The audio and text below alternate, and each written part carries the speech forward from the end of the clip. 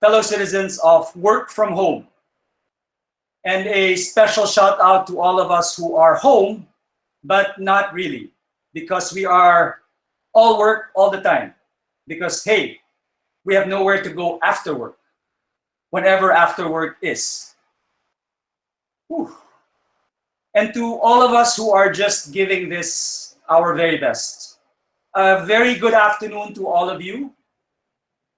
Our first and most important message, based on our data-driven analysis of Viber, is that we hope you and your loved ones are liking your new ECQ hairdos. We have two menus on the item. Choose one. Do it yourself or let your wife do it. Seriously, thank you for joining us and welcome to another 2 hours of fun, meaning, and impact. This is 100-Hour Launchpad CEO Challenge number 10. May I ask each one of you to please join me. Let us begin by uniting in a moment of silence.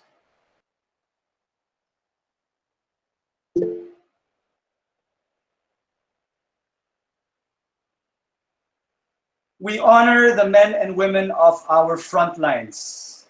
Here they are, represented in a special way, in a sacred way, by the doctors who have given their lives.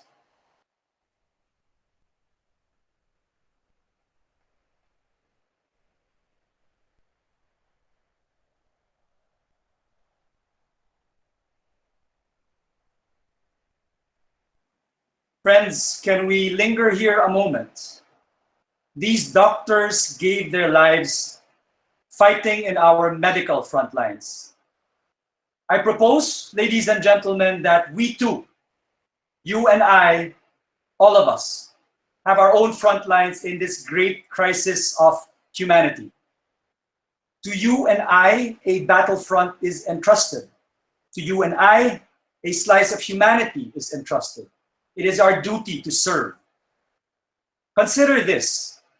If you open your mind, if you open your eyes and open your heart, you will surely find a battlefront, a front line that you alone can fight in your own unique way. What is your front line? You will see that 100-Hour Launchpad is very much about this question. What calls you to action?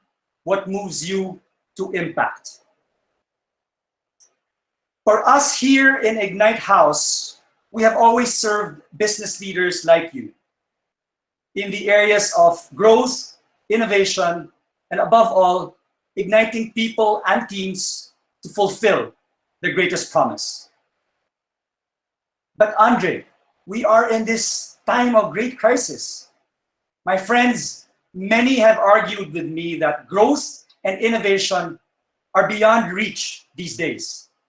That we should yield instead, maybe like Maslow, to the most basic need of survival. Well, I have never been a man to argue. If I must prove the truth, it will be through action and impact. Growth and innovation was our focus in peacetime. In this time of war, our Ignite frontline is no different, only 3 times more intense.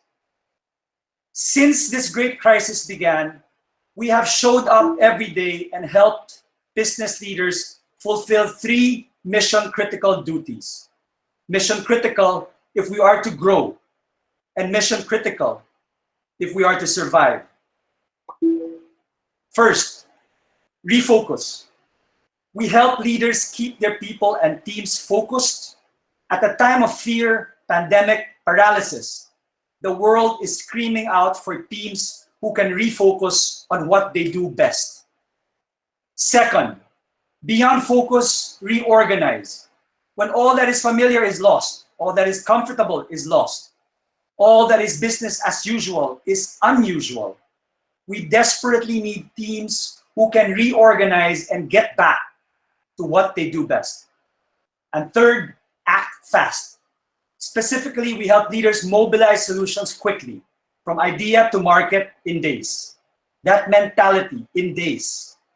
Because think about it. Failure of business leaders in these three areas: refocus, reorganize, and mobilize solutions fast, whether it is in supply chain or product or distribution or operations or customer service. These business failures make life even more miserable for millions of us every day. So that is why we are here in 100-Hour Launchpad. We are on our 10th episode ever since this lockdown started. In every one of them, we have challenged ourselves, along with our guests, people like you, to identify burning needs and screaming wants all across your value chain. What are your opportunities that demand zero to market fast? And so we are here. Let us begin today's CEO challenge entitled HR, which is really about talent, teams, and peak performance in the new normal. I am your host, Andre Yap, founder and CEO of Ignite, House of Innovations, home of innovators. I look like I'm a serious guy. I must confess though, I have so thoroughly enjoyed every one of these CEO challenges. I believe you will too. Along with me, please welcome my co-host, the one and only Miguel Aranaz, Managing Partner of Ignite House. Miguel? Thank you, Andre. Good afternoon to everyone. Glad to have all of you here. Accompanying us, Karen Lopez will lead our magnificent backstage team. Houston, can we have our launch pad, please? We are T-minus 100 hours from liftoff.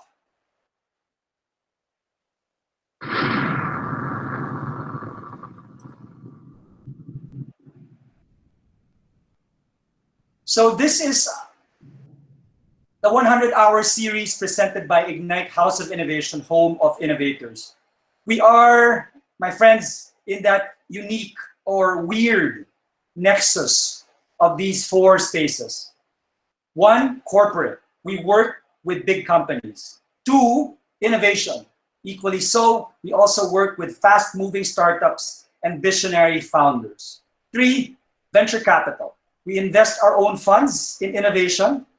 And four, above all, our core and deepest passion and purpose is to ignite human beings, people, teams, organizations to fulfill their greatest potential. You will get a taste of exactly what Ignite means in our time together today. We have two versions of this 100-hour challenge. The open door, which we are in right now. We hold these every Tuesdays and Thursdays. And the closed door. An example of that, last Friday, we were with the FinTech team of Union Bank. It was an exclusive session. The goal of these challenges is twofold. One, to jumpstart ideas into living, breathing innovations that make the world a better place. Second, and far more important, is to practice the art and science of going from idea to market fast in days. Because then, if we are so well practiced, then we multiply our ability to make the world a better place again and again and again. When we say 100 hours, that's not to be taken literally. Some innovations will require 2 times or 10 times those hours. Some will require less. The point is being so well practiced in this discipline of sprinting as fast, as lean, and as agile as we can. So, how does this work? Our 100-hour challenge begins with these 2 hours over Google Meets, where we are right now.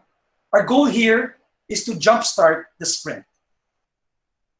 The rest of the sprint and launch sequence happens on the 100-hour Launchpad, which is an app. That's when you take ideas jump-started from here or in some random place after, like the shower or when you're cutting your own hair. And then you take that idea and you reform into smaller teams using the Launchpad app. It's a step-by-step process aided by collaborative algorithms to guide you in sprinting through 8 hurdles so you and your mates can launch new solutions for the new normal as fast as you can. Finally, for funding, we are happy to invest in independent ventures or to co-invest if you are a corporate venture. Our criteria is simple. You should meet the 8 hurdles of the 100-hour Launchpad. So let's get started with the flow of this webcast. You won't see it on screen, but I will spell it out for you. F-U-N, fun. We will focus in these 2 R's on the first 5 hurdles. You'll see them in blue on your screen, primarily zeroing in on zones of opportunity. And then from there, how to get the sprint going instead of overthinking, over-meeting, over-planning, and frankly, overdoing and overbuilding too many things that for sure will turn out to be wrong. Thus, the notion of minimum viable product, or MVP. We build to learn. We do not build because we already know. So, exactly how do you and I have fun? Let me introduce now our cast and cadence. First, you'll see it on the left-hand side of your screen. All participants will do solo workouts, all of us, covering the first 3 hurdles first, and then we'll see if we can get to 4 and 5. After that, we start our peer exchange. First, by hearing from our guest collaborators, and we have a fantastic lineup of guests today. There's 4 of them. You'll hear from them shortly. They will kick us off in our peer exchange. After we hear from them about their workouts and about their amplified experience in this topic, we will hear from each other. So the floor is open at that point. And we have many surprise guests among us today that you will want to hear from as far as the audience is concerned. So we are ready at the 2:43 mark. Ready, set, launch. This is our challenge today. If you were to launch something today, it could be a venture as an independent entrepreneur. It could be a project, an initiative, or a pivot within your company, within your team. What would be your top priority to launch, given market needs and opportunities in the new normal? Today, of course, we focus in a special way on the topic, which is very relevant. Talent, teams, and peak performance. What can we do to make this better for all of us in this new normal? So, Miguel Aranaz will get us kicking. Miguel? Yep, I'm here. All right, so well, the first thing we want to do is what we call mapping to opportunities. In Ignite, we believe a lot in first being able to figure out what questions should we be answering, what problems we should be solving. So we spend a lot of time really trying to understand what these questions are. So the first solo workout that we'll all be doing, okay, it's all about zeroing in on certain opportunities, right? So we focus on 3 main aspects. First is the target stakeholder. What we want all of you to do, we'll give you 5 minutes each, okay? You may want to write this on a piece of paper, or you can probably put it in your phone. And we want to focus on 3 things. Target stakeholder, what their pain points are, and what type of impact do you want to happen for these stakeholders. So the first thing we're going to ask you to do is to identify the stakeholder who will benefit from our project. I think the best way to do this is to paint a mental picture of this person and then describe this person, okay? It's important to do this because we just can't be asking all these generic questions. It has to be anchored on a certain person that you want to solve for, someone that you want to, whose life you want to impact. So in this case, you may want to write down also the different ways that you've encountered them, describe that as well.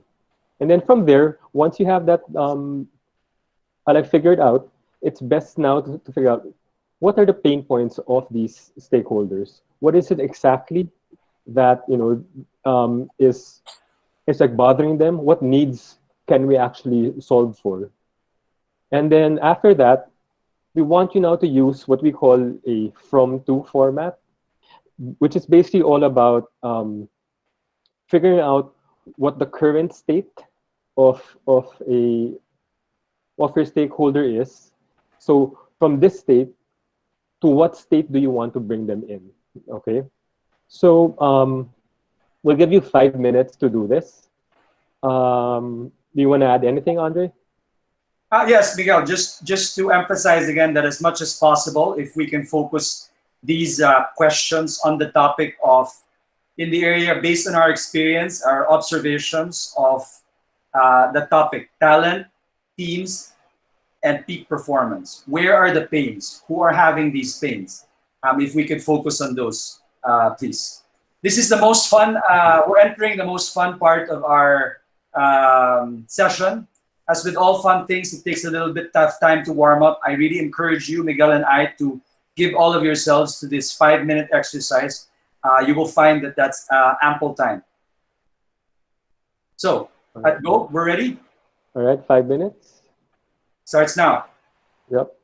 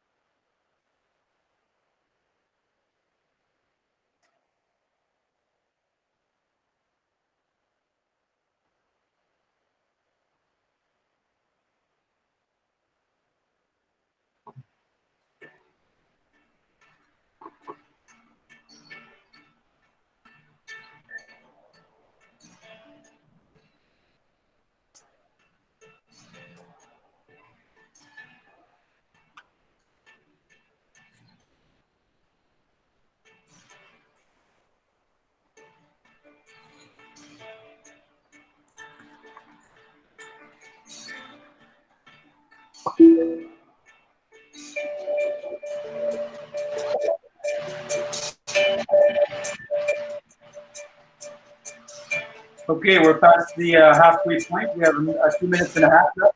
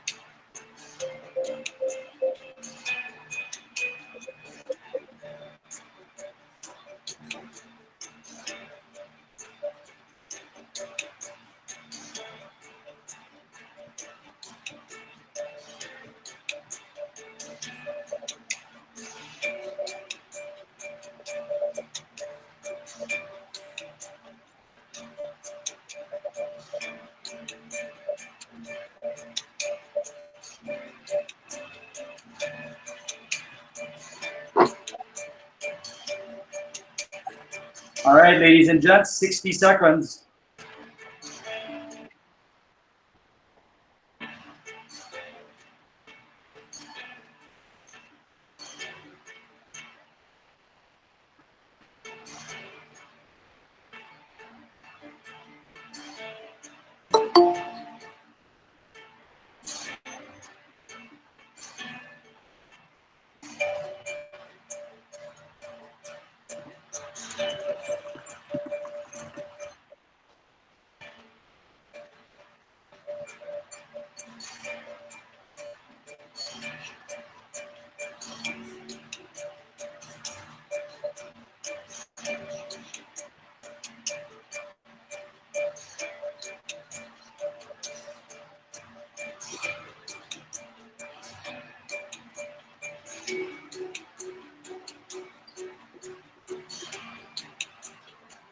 All right, ladies and gentlemen,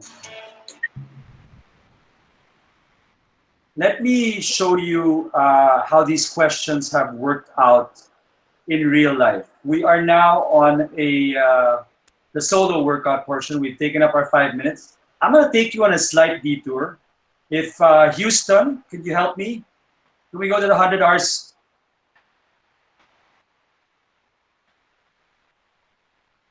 There you go.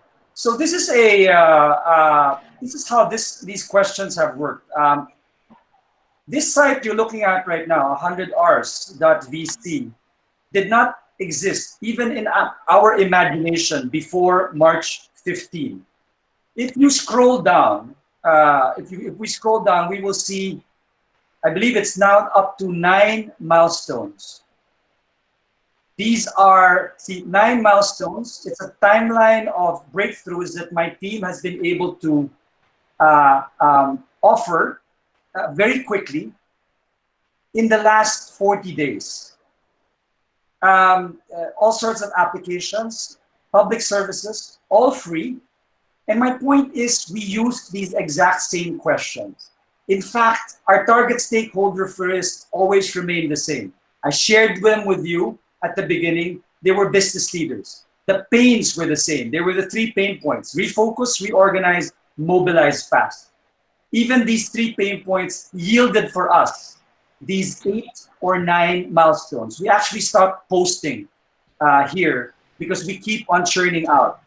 So one of the things I would like to detour you through, if we could go to Iggy, Houston, a slight detour to what we now call GPS. Can we go to the menu, please? Home.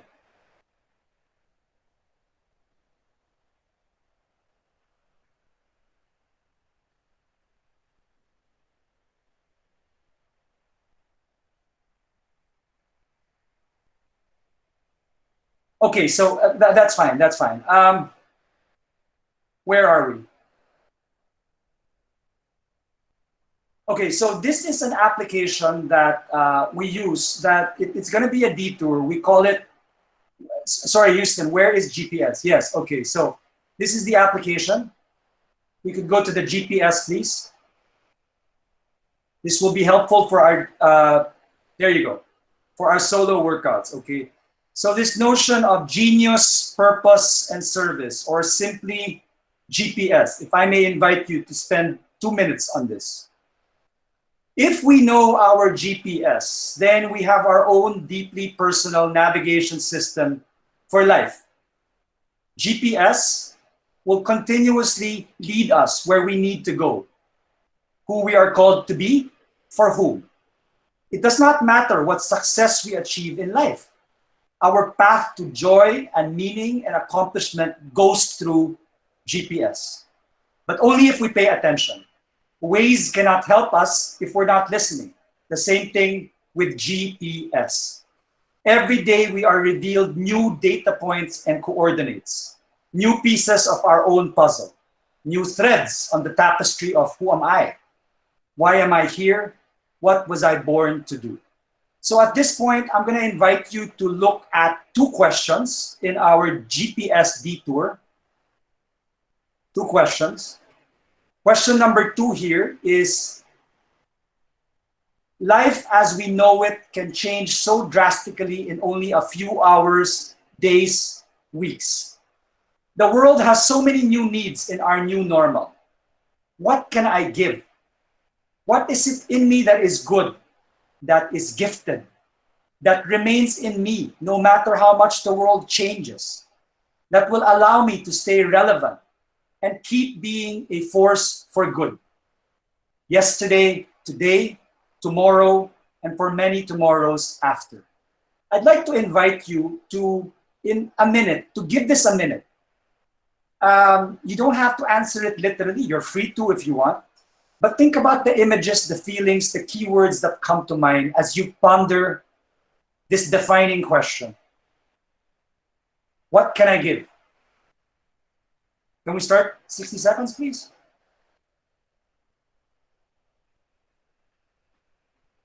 What is it in me that is good, that is gifted, that remains in me no matter how much the world changes, that will allow me to stay relevant and keep being a force for good? Yesterday, today, tomorrow, and for many tomorrows after.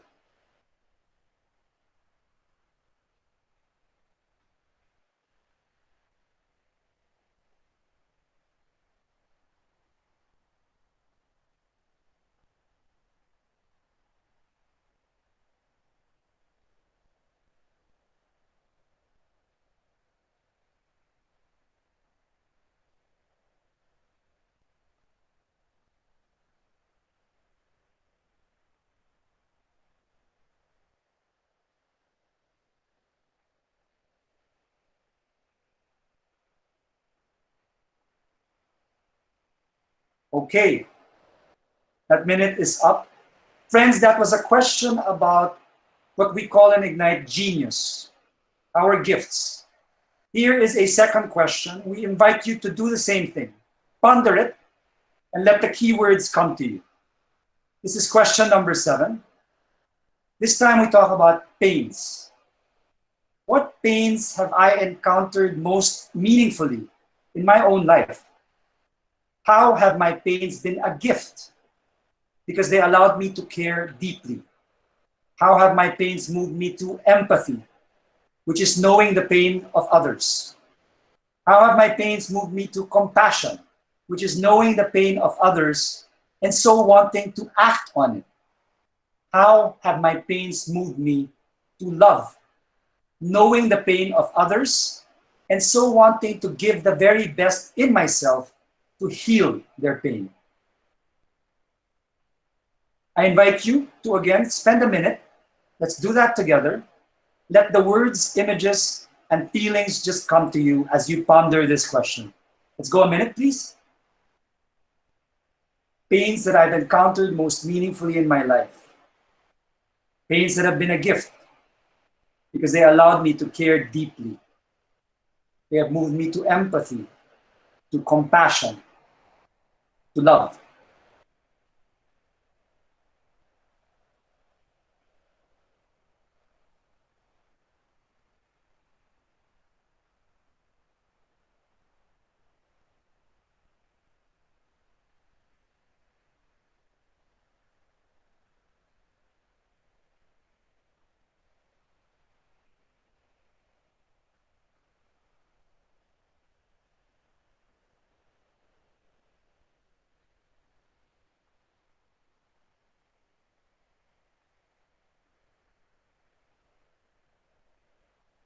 Okay, that brings us down to a minute. So now we are done with our GPS detour. We go back, Houston, to our solo workout. This time, I'd like to invite you to revisit these questions and we'll give each other 2 minutes. Let's see if anything changed, anything shifted, anything became of more emphasis after we pondered those GPS questions. So let's give ourselves 2 minutes again, and then we will start our peer exchange.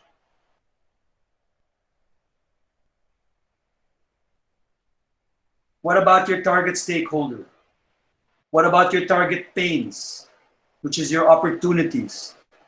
What about your target your vision of impact. From 2.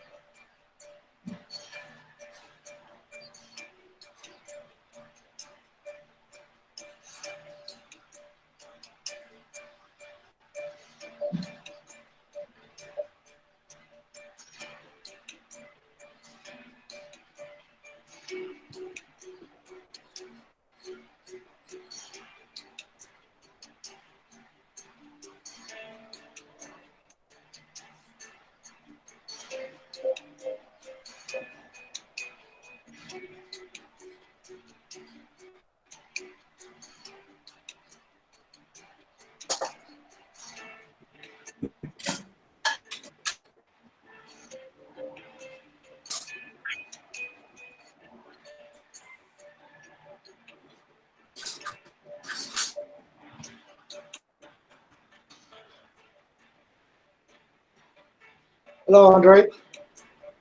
Hello. Rafi's dad.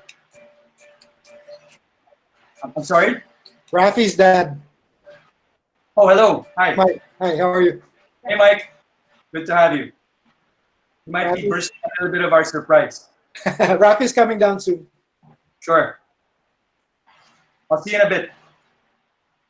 All right, our time is up, and that brings us, as we are 30 minutes into this 2-hour launchpad, that brings us to my most favorite, all our favorite session, the peer exchange, which we will start off with our lead challengers. 4 gentlemen. We have 4 gentlemen today. Let me start off with somebody who is one of my favorite human beings in the whole wide world.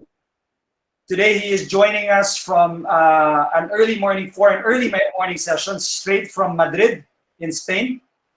And this is a guy who has been a many-time CEO, a guy I have tremendous respect for.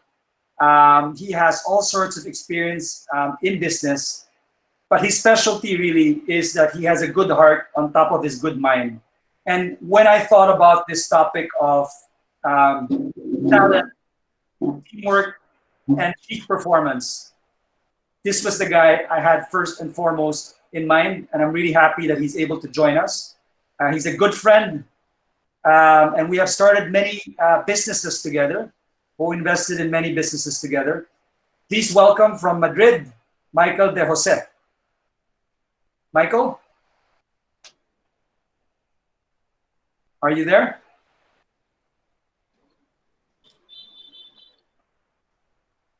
Yes. Michael? Mike's off. Michael De Jose, I think your mic is off. You want to find the unmute button.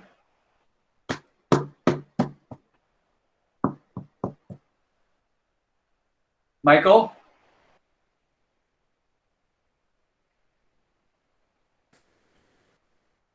Hello, Yes. Andre. Do you hear me Perfect. now? Okay. Good morning, everyone. Thank you very much for inviting me to this session. And sorry about the microphone. I didn't find the correct button. So Very good. thank you very much for inviting me. And I hope I can help and learn during this Launchpad process. So Michael, we have given you the questions. If we can invite you to, I believe we have a timer here also. If you could give us a snapshot of your answer for the mapping. What opportunity are you mapping into? What opportunity, what's your answer to the target stakeholder, target pains, and the vision of impact? Could you start off by sharing that with us, and then maybe amplify for us why, given your breadth and depth of experience, you are looking at these as your opportunities? Okay. Well, in my case, in this 5 minutes, I think that the target stakeholders in this case, are the companies, and specifically the management team and the CEO and the owners of companies. That is the stakeholder, because they are right now in a crossroad.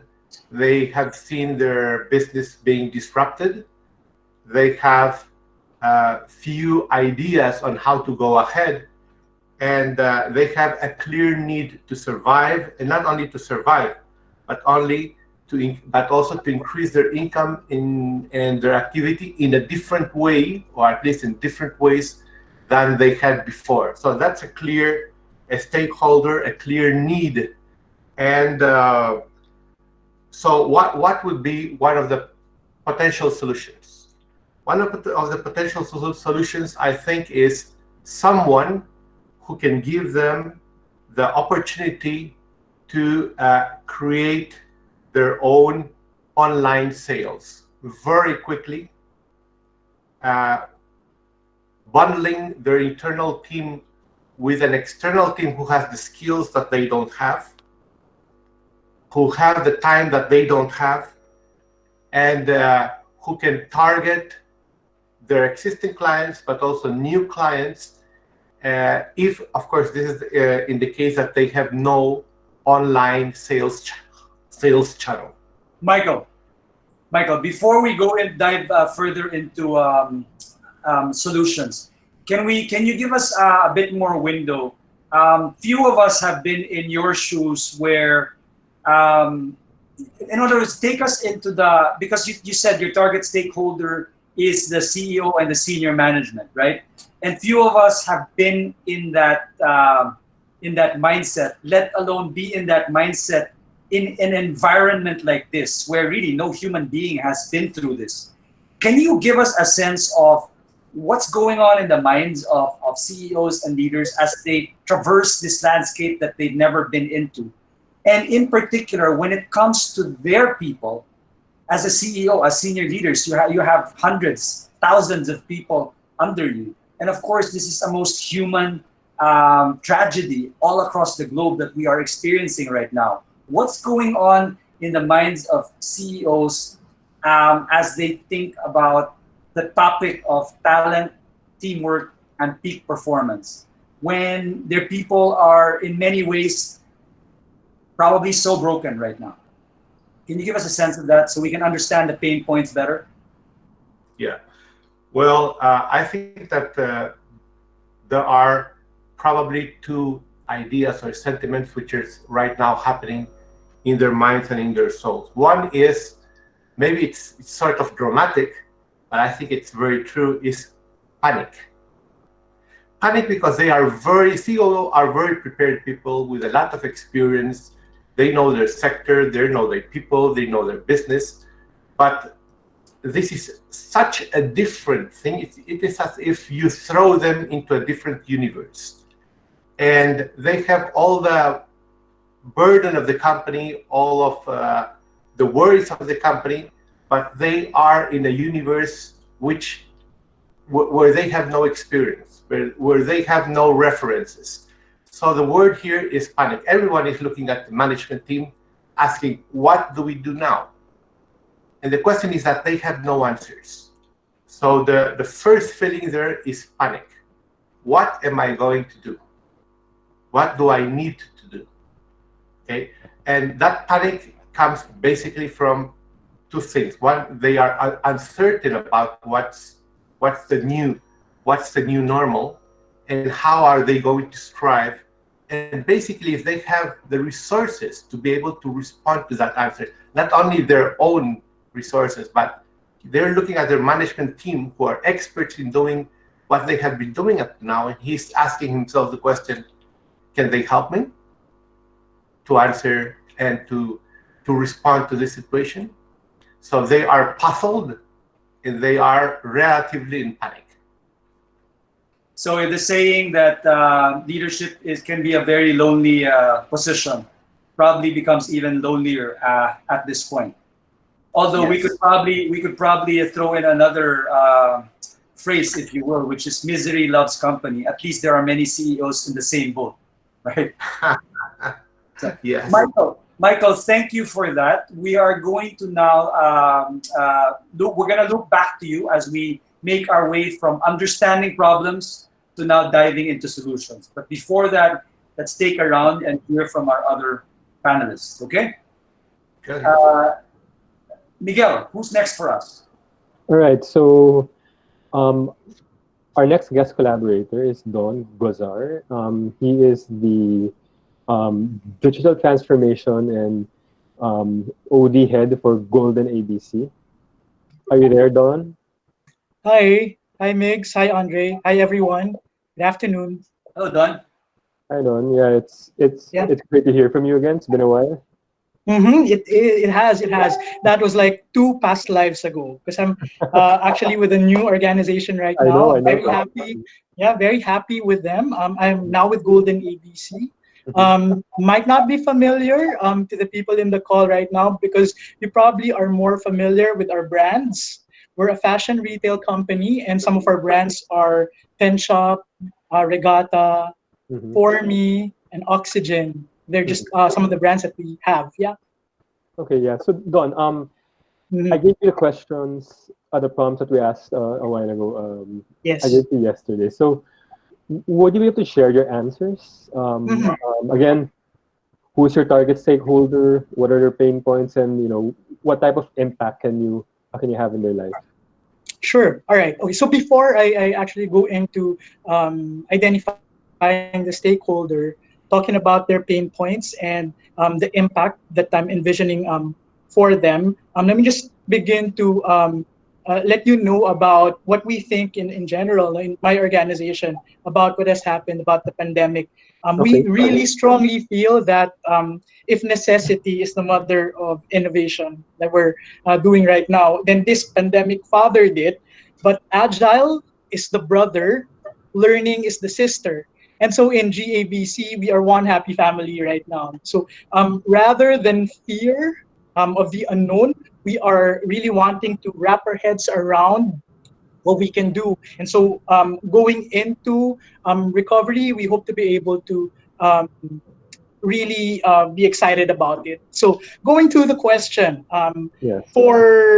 because our team really is HR teams and peak performance in the new normal, I was thinking about our employees as our stakeholder. Okay. But I don't think it should just end there. So that my answers to your question will really be twofold. So the first layer would be the employees, and ultimately the customers, our customers in the fashion retail industry. Now, with regard the pain points that they're actually experiencing, Mhm. um, I've sliced my answer into three because of timing. So there are pain points that have to be responded to right now, which would be like fear, Mhm. the difficult times given the pandemic and the economic downturn.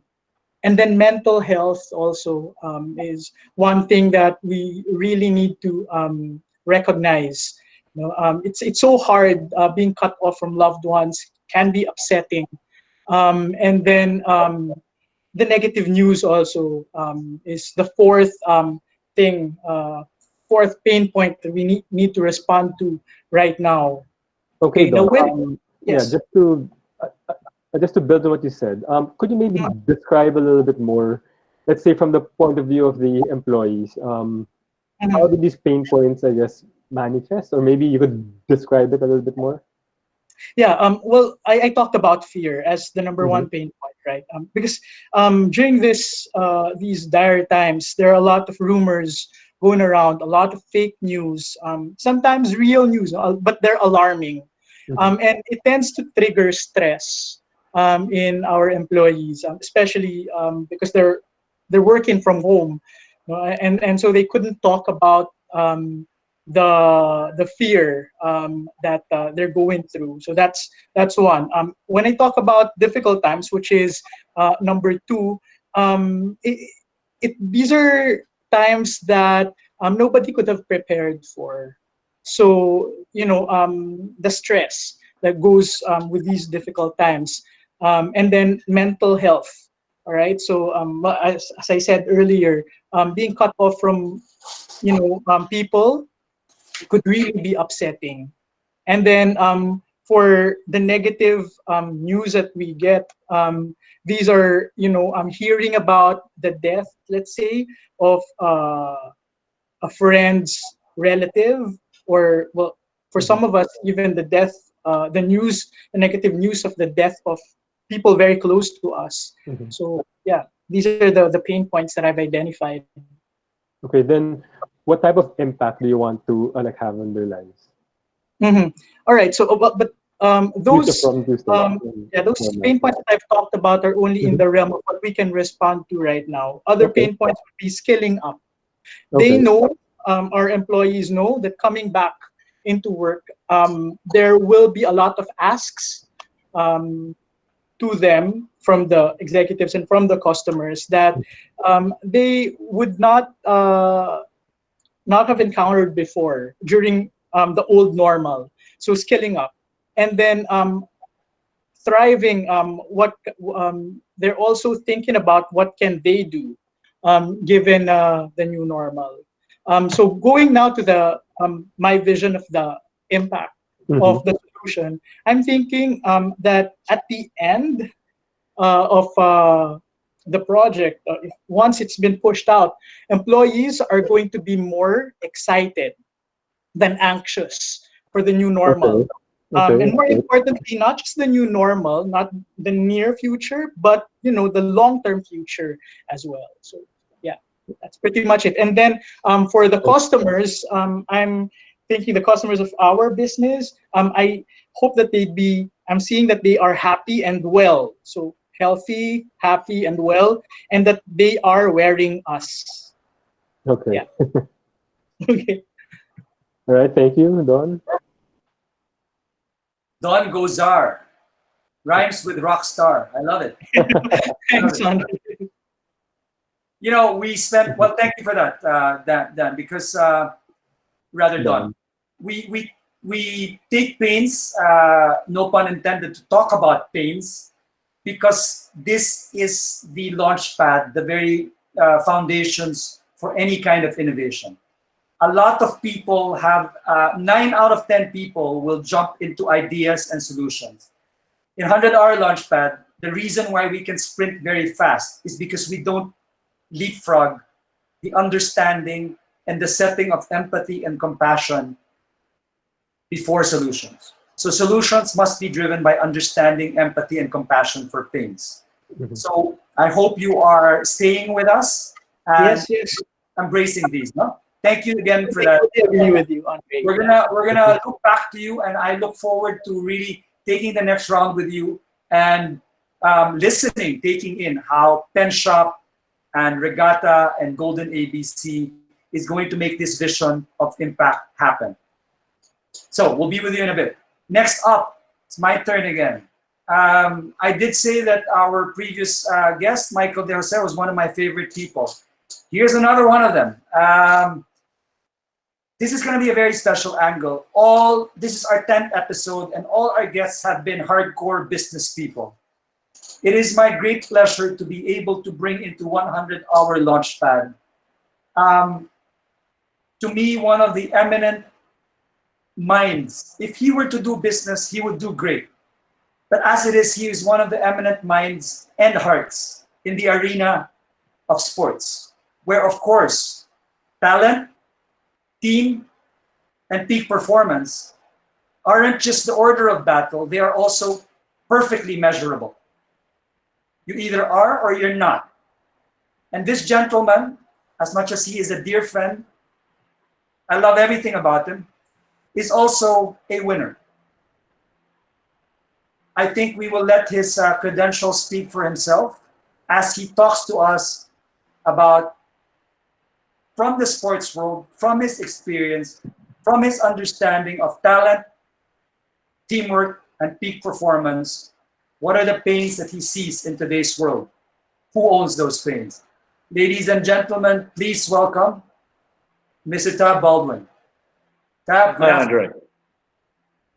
Good afternoon, and good afternoon to all of the guests here today. And let me first just say we hope that you're all safe and your loved ones are safe, and believe that very soon we will be out of this, and we will be striving to get life back, not just to normal, but to better than normal.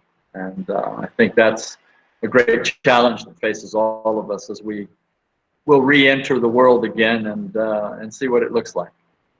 So, Andre, I'm ready. Fire away. So, again, coming from the sports world where every day you deal with these three words, talent, team, and peak performance. When you try to look at these areas in the new normal that we're in today, everyone's under duress. You heard Michael talk about CEOs in panic. You heard Don talk about employees and customers in a similar state of mental and emotional duress. It seems to me that it's going to be very difficult for talent, no matter how talented that person is, let alone to combine them in teams, to parlay that into peak performance. So maybe you can tell us about, given your breadth of experience, let's not talk about solutions first, Tab, and we're all dying to hear what your solutions might be. But where does your heart and mind call you in this, in what you're seeing today? What are the pains, and who owns them? Go ahead. Well, let me put this in context using the exercise that you gave to everybody here. So, not too long ago, a matter of a few months ago, we embarked in basketball on a new project for the World Championships in 2023 and putting together a Philippine national team for that. And the goal was to identify young players and players that we felt we would project to be national team players, and not just make the national team, but be capable of making a mark on the world basketball stage in 2023. And of course, the coronavirus has derailed to some degree how we were going about putting this project together. So our stakeholders were obviously the players that we had identified and brought into the program, and the ones that we wanted to create a structured developmental path for them moving forward over a 4-year horizon. And so the pains now that these players as stakeholders in this project have encountered is, first of all, basketball players by their nature have been so conditioned to the discipline of a structured environment, come to practice every day, do a scheduled set of workouts, work to the plan of the coach, and do that day after day after day, month and year after year to achieve some defined end for the player or for the team. So certainly losing that structure is a significant pain for these players, because without that, they now have to look to themselves. And I think a lot of people in the world face the same thing. It's often said that sports can be a microcosm of life's problems. I don't always adhere to that belief, but sometimes certainly the parallels are there.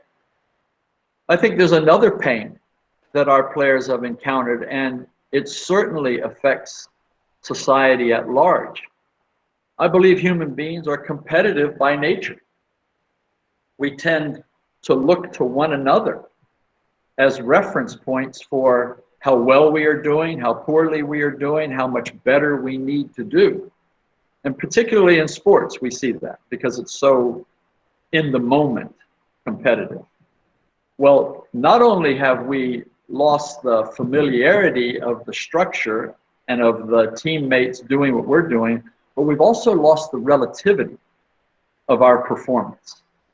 How can I now gauge what I'm doing, where I'm going, how much I'm going to get better, what I need to learn, how I need to apply what I learn, without the reference points around us of our co-workers, our co-teammates, and generally the structure that exists for us that gives us that sense of comfort, which is what Michael talked about in terms of panic. It's gone. The structure is gone.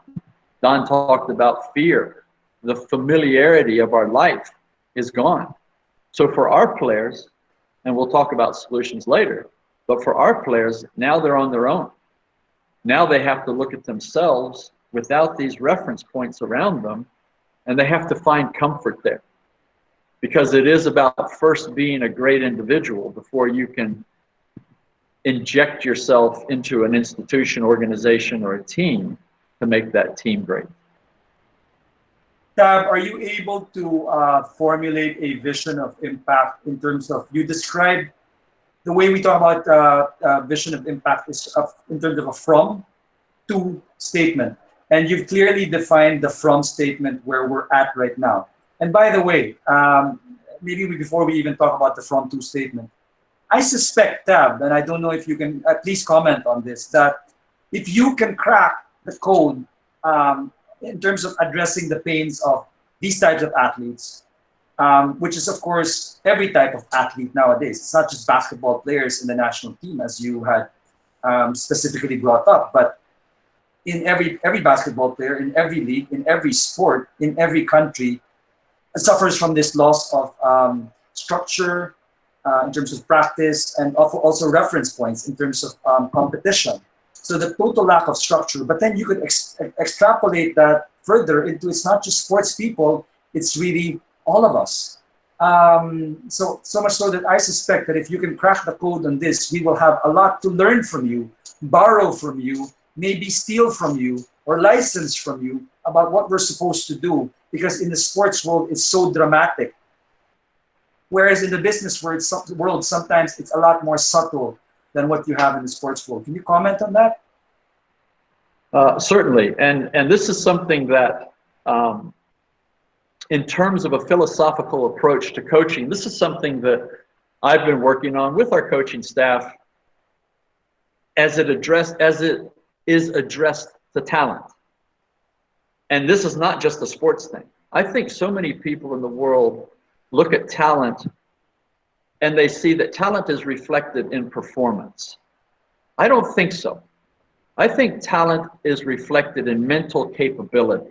Now in sports, of course, the physical demand is always there, but I still think that it is subservient to the mental capability. So here's what I mean. I think we see a great athlete walk in a gym, but we don't know he can be a great player. You might interview in the corporate world somebody who is a great talker and think this could be a great salesperson. But if they don't have the core values of character, determination, drive, and others that we can easily identify in the psychological spectrum of performance, if they don't have those, then all the physical abilities or all of the great ability to sit in front of somebody and be impressive with your words, they mean nothing. Because at the end of the day, they're going to fall short of the essence of what every single one of us should be striving to do. And this is where we're going to win the battle on the basketball court. And we should be striving to be the best version of ourselves that we can. Forget team, forget organization, company, corporation, and institution. First, make yourself the best that you can be. It's kind of like going out and playing golf. You know, if you start trying to beat the guy you're playing golf with, you've already lost. You've got to beat the course. And in life, the course is in here. It's what stops us from being the best that we can be. I like to say to people that every single one of us can be the greatest person that ever walked the face of the earth, except for Jesus Christ. But we stop ourselves. And we use all of the excuses that society and the world gives us in order to stop ourselves. So the impact that we want to have as coaches now is that we want to convince our players more and more and more that this is actually a phenomenal opportunity to get away from the team, get away from the coaches, get away from the practice floor, and develop your personal ability to drive yourself to greatness. Then bring that back to us. Bring that back to the team. And I'll tell you what, then we have a real chance. Very good. I'm going to steal that idea and the intellectual property and the methodology when you're done. I love it, Tab. Thank you so much. We're going to circle back to you. You know the drill by now. Thank you, Coach. All right, Miguel, who's next up? Okay, Andre. So for our fourth guest collaborator, we have Marvin Rodriguez. He is the country head for Miramed. Marvin, are you there? Yes, I'm here. Good afternoon, everyone. Good afternoon, Marvin. Yeah. So we'd like you to share your answers to the target stakeholder, other pain points, and the type of impact. So what do you want to share All right. about that? Okay. So first off, thank you for having me. It's actually a great opportunity, and I'm looking at the concept that you guys are sharing, and I hope that each of the participants, I noticed that there are about almost 100, are able to see through the concept and really learn from it. I particularly like the purpose and all of that. And while we're all working from home, we could see that we could actually internalize what is it that the impact of this whole situation to our lives, and how are we able to make the most of it individually. I hope they get to see all of that. But going back to the question, this pandemic has actually changed a lot of landscape, actually, especially in business. We are a BPO company, this is Miramed Global Services. We're about almost 1,000 in the Philippines, and we're still growing. And that's one part of the problem that I will be having sharing this afternoon. What we needed to have is actually business continuity. That's the biggest problem of business right now. And the stakeholders that we have, first off, would be our employees. Okay. And they would be the most important one. Given the pandemic, where we think that it's not safe to go out there, which is particularly true, how will they survive? Will they be having enough economically? What kind of support are each of us are giving? That the company is giving, their friends are giving, everyone is giving to make sure that everyone is actually sane and getting by. Second would be our customers. We are in the services industry, and particularly in us, this is healthcare. This is a global pandemic on health as well. So our services are actually in demand. But Okay. even that, we have this particular situation wherein we cannot go to the office. How are we able to support our clients? And they also have specific needs when it comes to health, right? And then third would be stakeholder, which is our investors as well, the management, the officers. Okay. How do we make ourselves relevant to our employees, to our customers at this point in time? Are we not just that kind of business that would, throw in the towel and see, hey, we have a pandemic, we can't really do anything about it? But we would like to be more than that. We would like to make sure that there is business continuity, specifically for our employees, to make sure that they get by. They have all the necessary support economically, psychologically, for them to be really well at this point in time. And for our customers as well as and our clients, to make sure that we are continually providing them services, because they are as well providing services to their patients, and that's very, very important for us.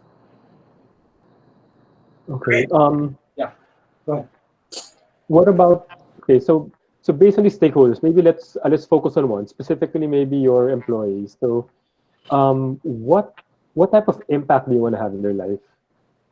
The impact is that at the end of all of these things that are happening, they will feel that we have done everything for them, which we are doing. That they are able to, from day one of this particular lockdown or community quarantine up to the end of it, that the support are there, that there is continued income for them. That's the main purpose that we wanted to have business continuity, so that they will keep on earning for them to provide for their families. Okay. Great. Thank you, Marvin. Thank you, Marvin. Okay, so Miguel, we're ready to continue our peer exchange with the next. Before we double back to our guest challengers, we now open the floor.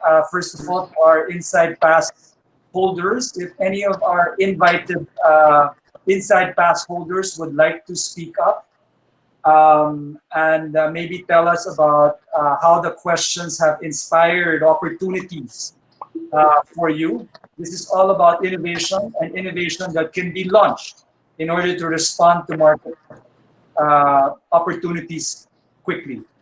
And Floor is maybe now. Andre, Yes. yeah. If anyone wants to share their answers also on the chat, feel free to do so. We'll read through it as you guys post. Yeah. Miguel, can you take the lead, please, on reading Sure. to the chat while we, if you're ready to speak up, just unmute your mics and we'd love to hear from you.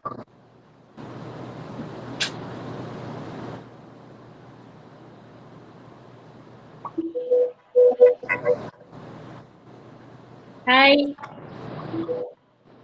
Yes, and Angel. This is Mina. Mina, yes. Yeah. I'd like to share my. I also answered the prompt earlier, and I would like to share my answer. So my stakeholder, these are work from home employees who are struggling right now with handling their anxiety and feelings of uncertainty during this time. So usually, kasi I've noticed that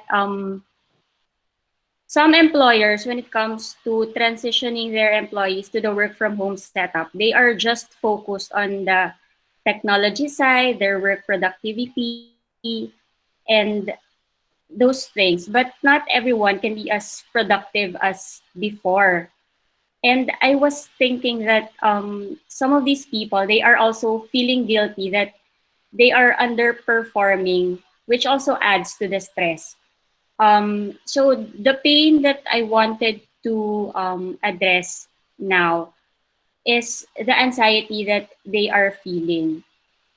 And so I'd also like to share my vision of impact. So it's from work from home employees who are struggling and feeling overwhelmed because of this, and now they have a hard time performing, to work from home employees who are more self-aware of their triggers. They know how to manage these triggers, and how they can maybe even go back to how they were performing before. And I think this is then kasi for before teamwork and peak performance to happen, people should know each other intimately as human beings. So I was thinking, if there is a project in a company or an organization that would be parang a support program in terms of the mental being and the holistic and even the wholeness of their employees, so that they could help them deal with their internal battles as well. I think I also answered the next two questions that you gave based on the GPS and the pain. And I think I really did not change my answer, but what it did for me was that it crystallized that this is really the pains that I really wanted to address, because I know a lot of people who are undergoing the same thing. And so I really want to help them if I am.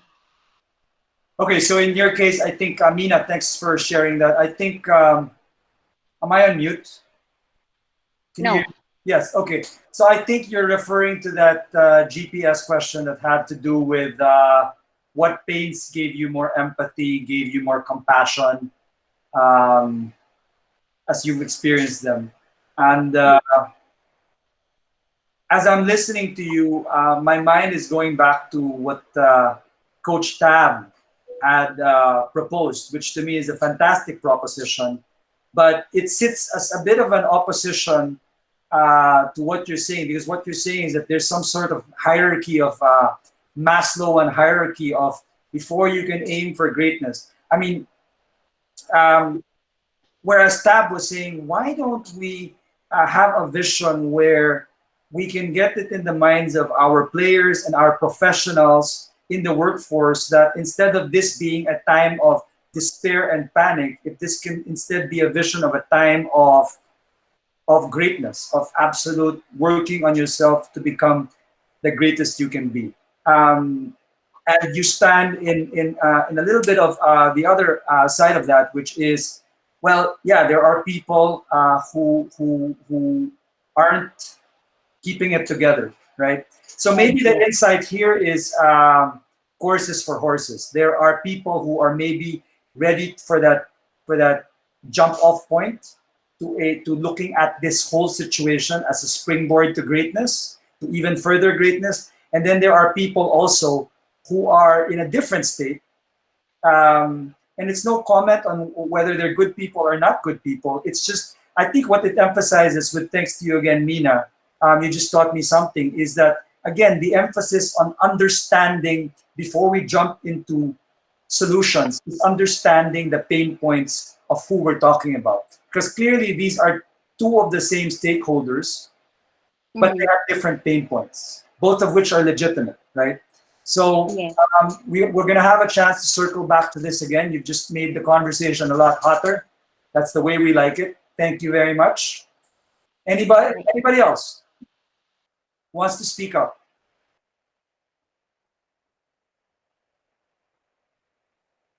I see that, for example, we have a few of Coach Tab's former players, current players who are here. Hello.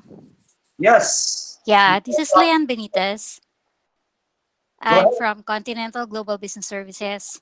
Hi, Miguel. I don't know if you remember me. I used to be with Baker McKenzie. So we've Yes, met there. yes. All right. So I would like to answer your 3 questions. Yes, For my please. target stakeholder, that would be the leaders. Because Okay. at the end of the day, they are the ones, leading our employees, and we really rely on them in terms of motivating and connecting with their people. And their people look up to them for inspiration. And I know that their struggle right now is to find that strength or courage to be really courageous, because they themselves are struggling. They themselves have anxiety, fear that they have to deal with. And at the same time, they have to connect, they have to motivate their people. And really, when you say, help our people refocus, reorganize, and to act fast.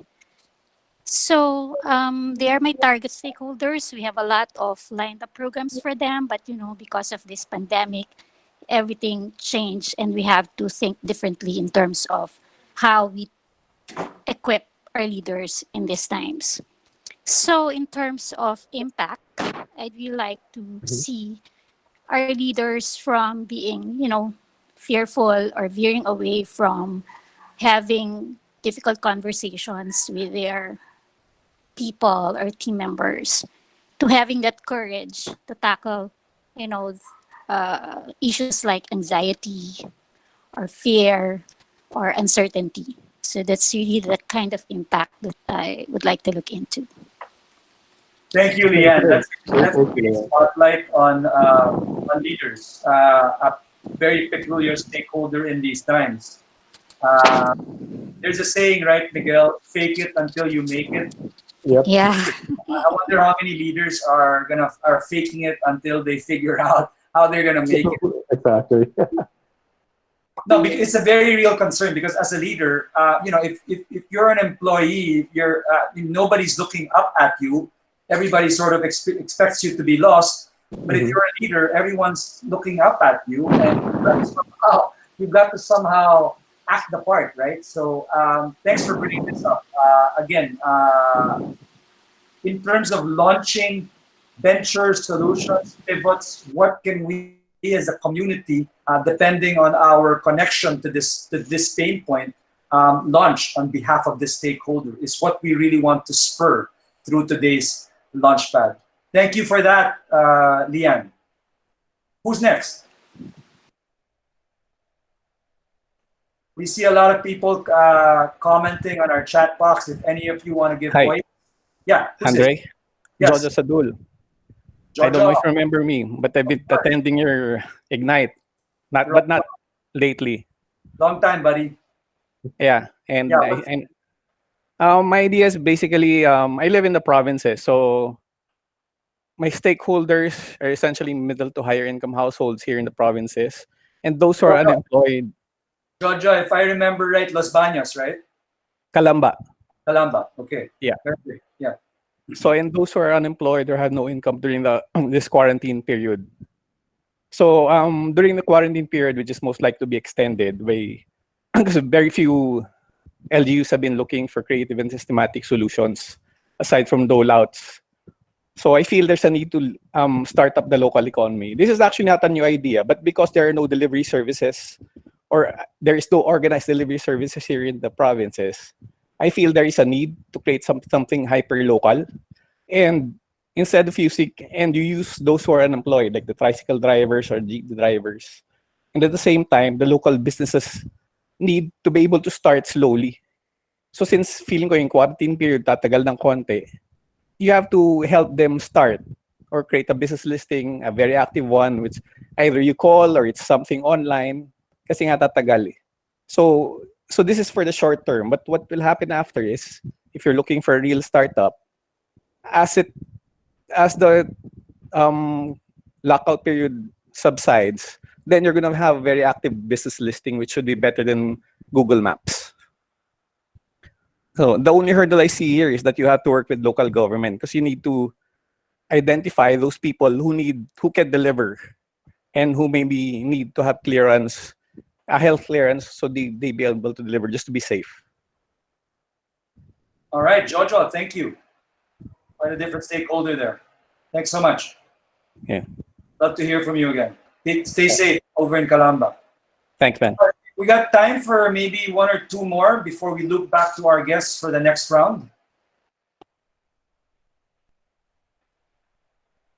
Anybody else? I know, for example, that we have invited as inside passers. I was starting to get down this road. A few of Coach Tab's current and former players and assistant coaches. And I wonder how they're experiencing this pandemic from the point of view of the questions we've raised today. Do you see any opportunities? You know, these questions are meant to, and I don't just address this to athletes, for example, but these questions, if we answer them, will expand our horizons as to who we can be and what we can be and how we can be in this world. We are never just CEOs or employees or basketball players or coaches. If we keep ourselves alive to the opportunities, which is to say, to the human beings and pains all around us, we find that life is actually an amazing tidal wave of opportunities to serve with our gifts. So this is why we want to hear from more people. What are the opportunities that you are feeling, that you are sensing, that you are mapping to?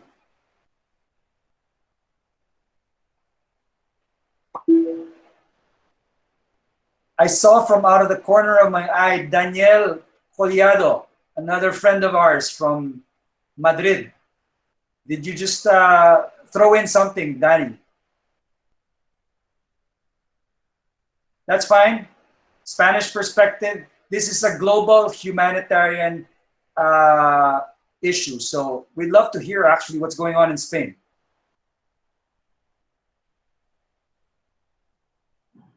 Danny, are you there?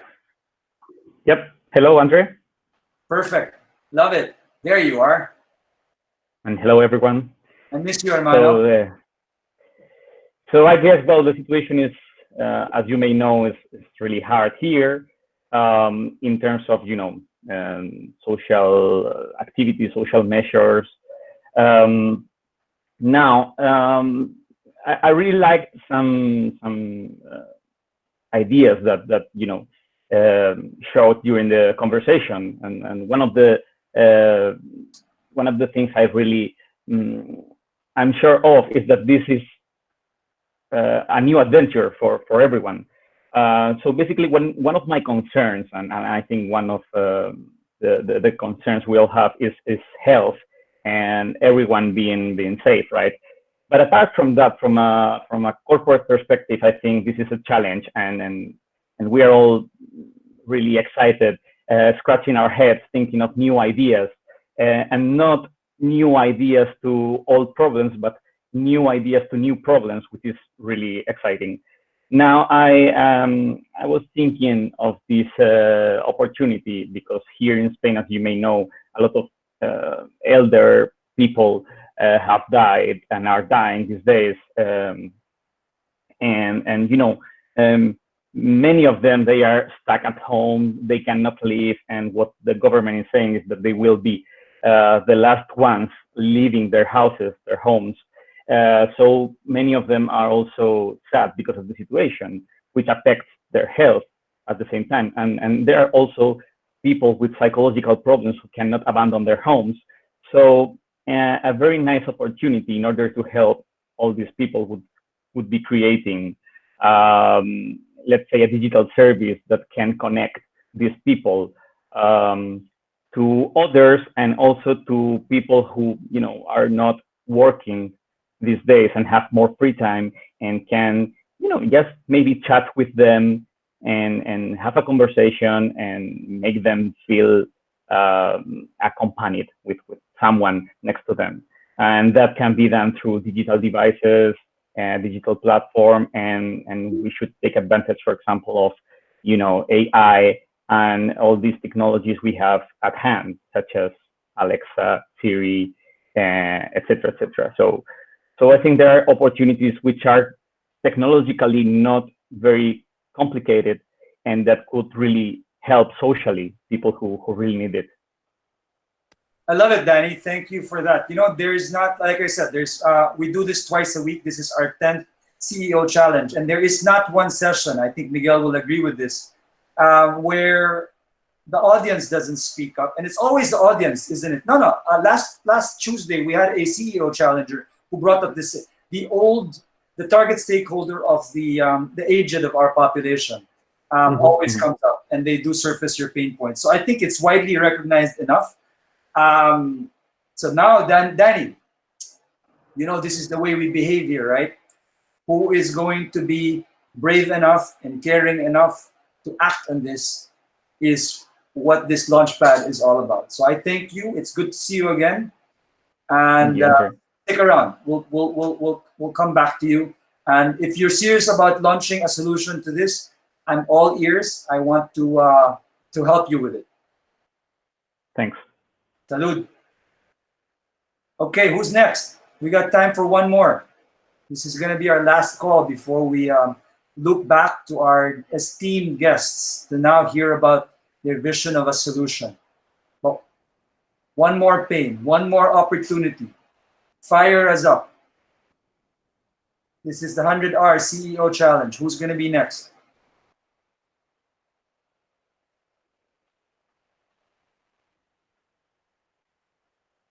Miguel, anybody else from the chat box that surfaced something that's of interest? Well, we have someone, but he or she's unknown.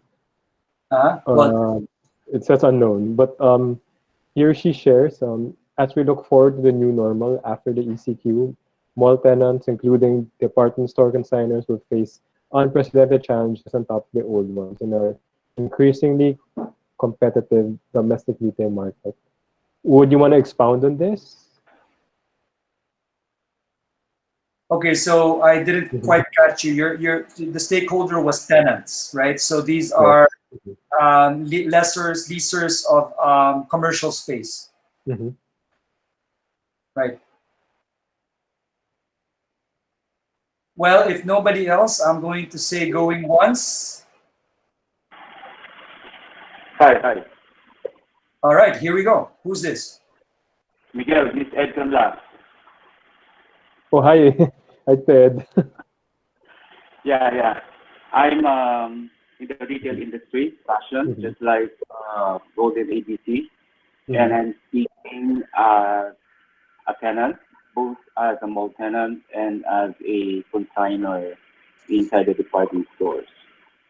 So, talking about the pain points, new pain points. Well, in case others don't know, the past 10 years has not been an easy time for especially local fashion brands due to the entry of much more competitive global brands. So given this new normal, it's easy to anticipate a much more intense pain point because retail is very labor intensive. For example, we are required to maintain certain number of sales personnel regardless of scale. And for example, in the mall tenants, we cannot expect the same level of sales when the malls open. But we have to maintain the same number of personnel, operate during the same mall hours, pay for the same not just rent but also utilities. So these are the right now what would be easy to conceive or anticipate as points for thousands of mall tenants and department store employees. Okay. I certainly felt the pain there. That's heavy. Thank you, sir. Yeah, this Ed. Oh, Ed, thank you, sir. I didn't cut your name. Thanks for bringing that up. Yes. Yes, thank you, Ted. We're gonna find solutions for you. You gotta stick around. It's probably not gonna come from this one. Maybe not. But we're going to keep on doing this. And this is again, this is a global problem. The retail sector, especially on the small, medium side, are going to have these issues, these pain points that you talked about. We will find a solution. Mhm. We'll make sure to let you know. Or you can be part of finding it. Thank you, Ed.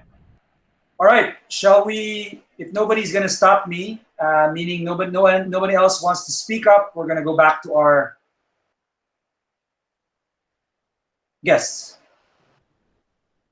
So guys, let's, Miguel, how do you think, Tab, maybe we can start with you. Get us back on track in terms of the core topic here, which is talent, teams, and performance. And you heard what I brought up a while ago, the juxtaposition of some people are just trying to keep it together. Meanwhile, you're also talking about, of course, I served it up, peak performance, right? You had a vision of impact that says, why don't we turn these days from days of distraught and waste to days of working on ourselves, our greatness, and bringing it back to our teams. Can you take us down the road of how this might be done, or how I'm sure you're already trying to figure out how to do this?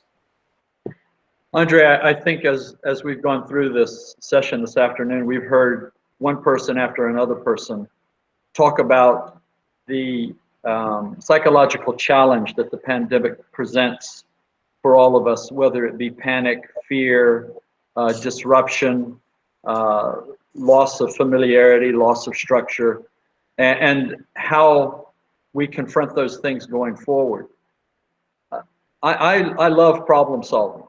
And one of the first things that I always try to do when I approach a problem is to pick it up and turn it sideways and look at it from a different perspective.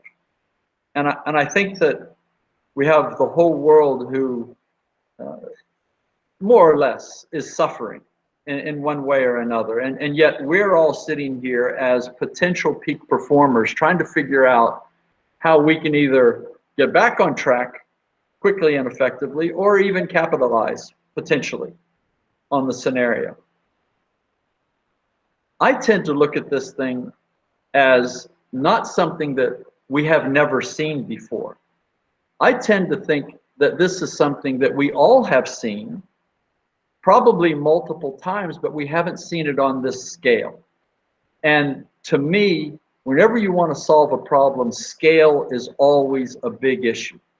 And I think if you can break problems down to minute details, you then get achievable problems. So let me draw this way. First, I'll give you an athletic comparison. We have a player that gets injured. He's out for a year, right? I mean, he goes into his own world just as we all have. We've all gone into our own worlds. And when he comes back from injury, what is he facing? He's facing the same problem that the whole world will be facing when we are released to go back to work. Take a CEO who, and many CEOs, I guess, are in here, and some of them would have done this. Say that they're very well off and they take an extended holiday. They go away for a month. They come back. What do they face? They face misgivings. They are not in the rhythm of their company. They look at the stacks of files on their desk and they say, where do I start? How do I get through this? And we already know the answers to these things. You start with one file. You don't try and be back in the rhythm today. You use your reference points around you. You use the fact that you understand what your challenges are because you've been doing it for however many years you've been running that company or managing within that company. And I think the solutions are the same things.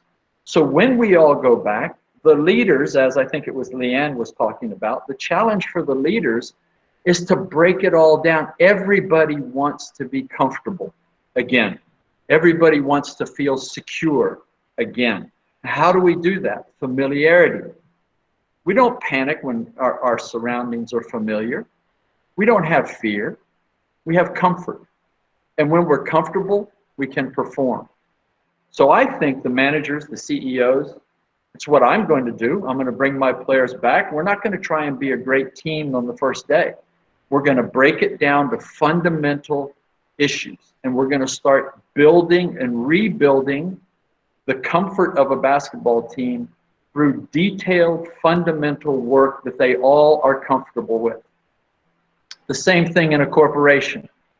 You plan, you say, what are our small goals that we can achieve? So everybody feels good. Everybody feels a sense of achievement. We're not going to try and go after the bottom line tomorrow. Forget the bottom line. Let's get each department operating cohesively again. Let's get all the staff and employees focused on being on time. Get their staff meetings going again.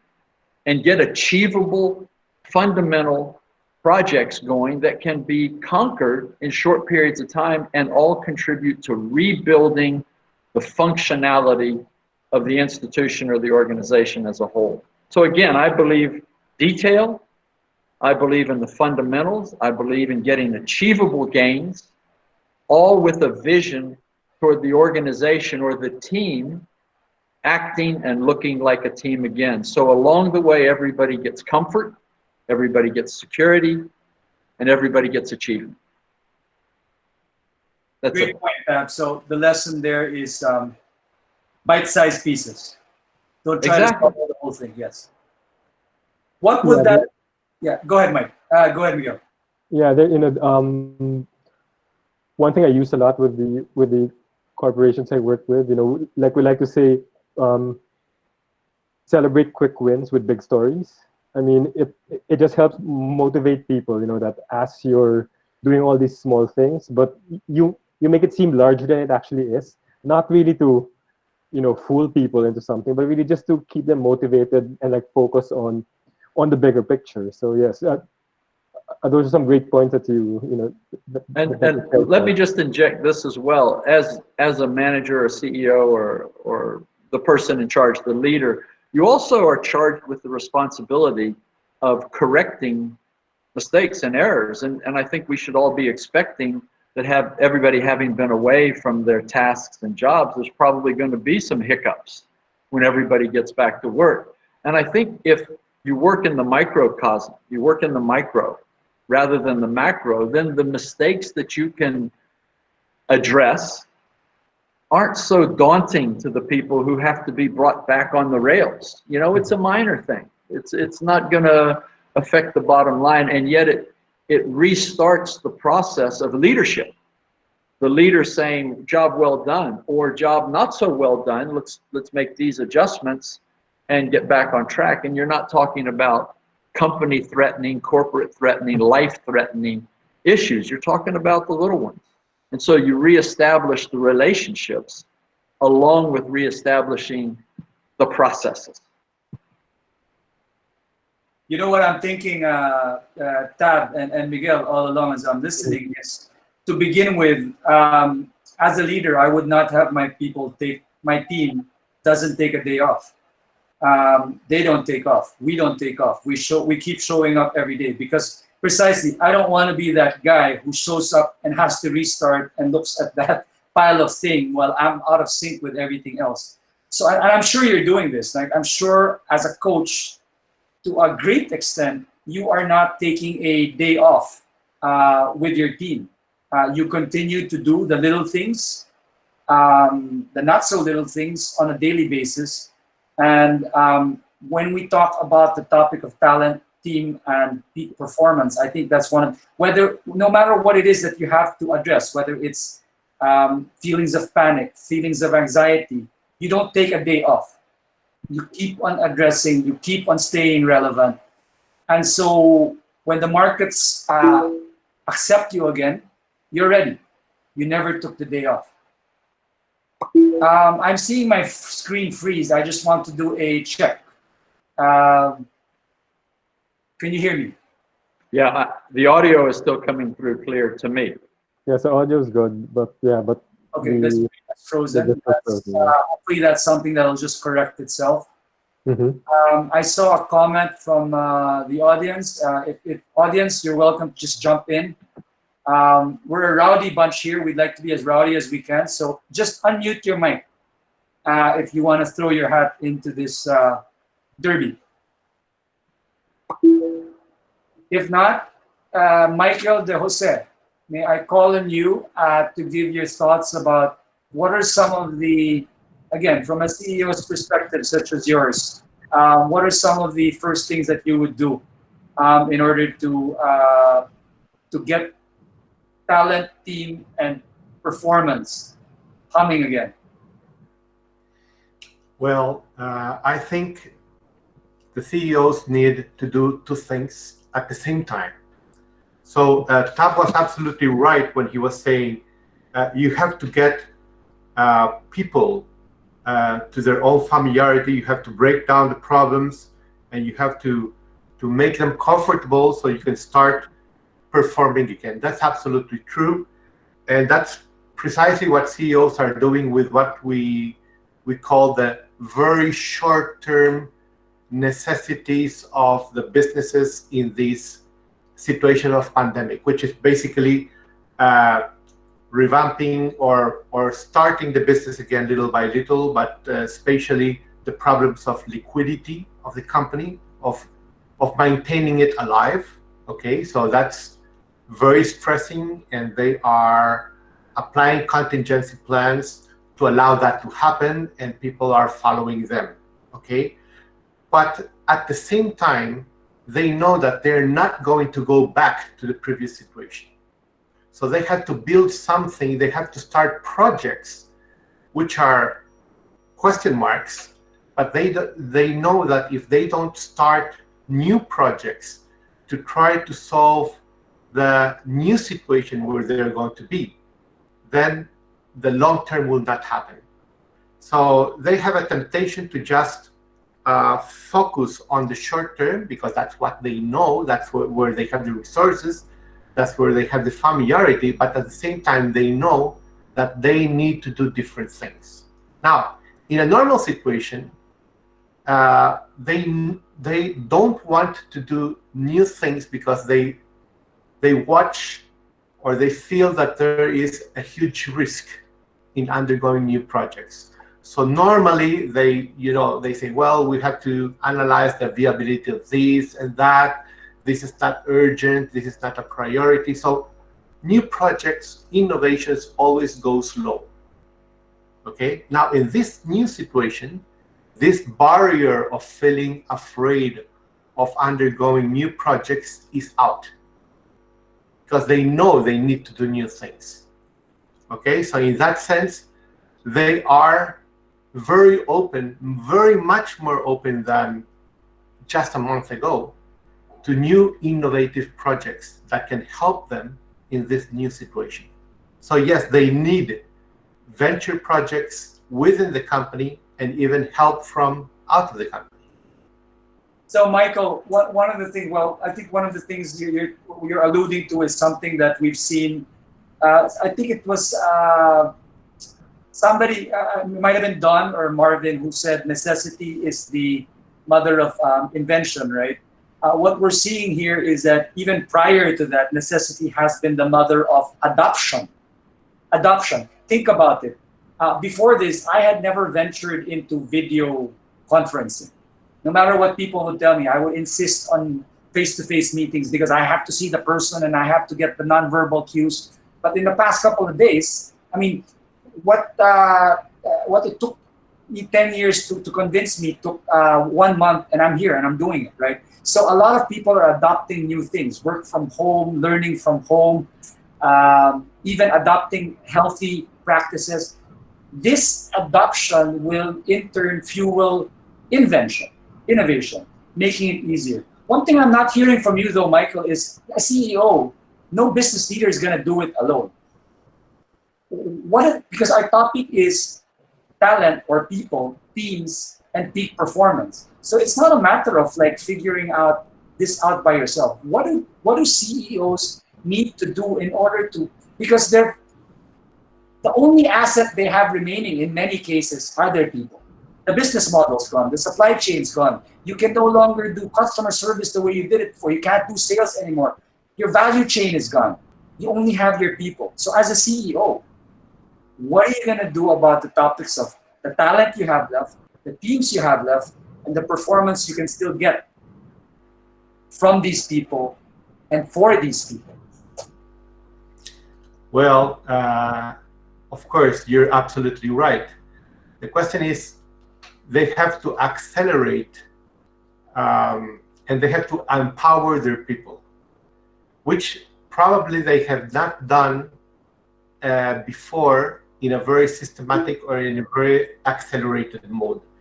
Now, CEOs rely a lot on structure, rely on their processes, rely on their people, but if these people are working in structures and are working in processes. So they are very much focused on what do I have to do now, how am I measured to perform, etc., etc. So in this situation, there is not much room for innovation. And innovation is left for either the R&D department or the marketing department to launch new products. Okay, that's the cannot be. Yeah. Now this cannot be in this present situation. No so way. what do they have to do? They have to look at all their employees, and for the first time, they have to ask them to really participate and to propose ideas, big, small, micro, huge ideas to the organization, and to empower them to bring those ideas into practice. That's absolutely new. That hasn't been done before, except for very few exceptions. Yeah, I mean, you're absolutely right, Michael. The notion of, there's a couple of destructive things about the structure and process of big companies in particular that are really going to dare I say, kill them in this time, which is, number one, the notion of departments do this and departments don't do that. People do this and people don't do that. And then the other thing is it's the same thing, concentrating functions and capabilities and challenges only, for example, within leadership team. It's the leadership team that's supposed to figure out strategy. People are supposed to wait and then you tell me what to do. That is gonna absolutely kill you, right? So in the context, Michael, of empowering everybody, and I'm gonna pass this on now to Don. We talked about employees, empowering employees in order to empower also customers. How are we going to make that the domain of everyone in the organization as opposed to just Don, the rock star, digital digital transformation, health domain, right? Yeah. Let me do something self-serving at this point. I'll do Yes. something self-serving because it is the very core of what we have been spending all this time together this afternoon. Go back to the exercise that we gave you. Imagine 10,000 of your people taking ownership of the same questions by themselves first. Who are our target stakeholders? What are their pains? What's our vision of impact? Is that not empowering them, right? Yes. Yes. When you empower people, you have to make them take ownership, not just of the solutions, but of the problems and the empathy and compassion that is needed to drive problems. Please comment on this. Yes, well, definitely. I perfectly agree with you in that, Andre, that it wouldn't be possible for a rock star, for one person to be able to succeed and come up with ways to be able to survive and triumph over the challenges of both the pandemic and the new normal. So I think it's critical, and I take inspiration from. By the way, count me in as one of your fans, Coach Tab. But I take inspiration from what you mentioned about coaching. That every person in the team has to strive to be the best version of himself. And that's exactly what we've been doing in the organization that I'm in right now. We never let one single day when we transitioned into the new normal, when we sent our employees to work from home, we never lagged in our communications with them.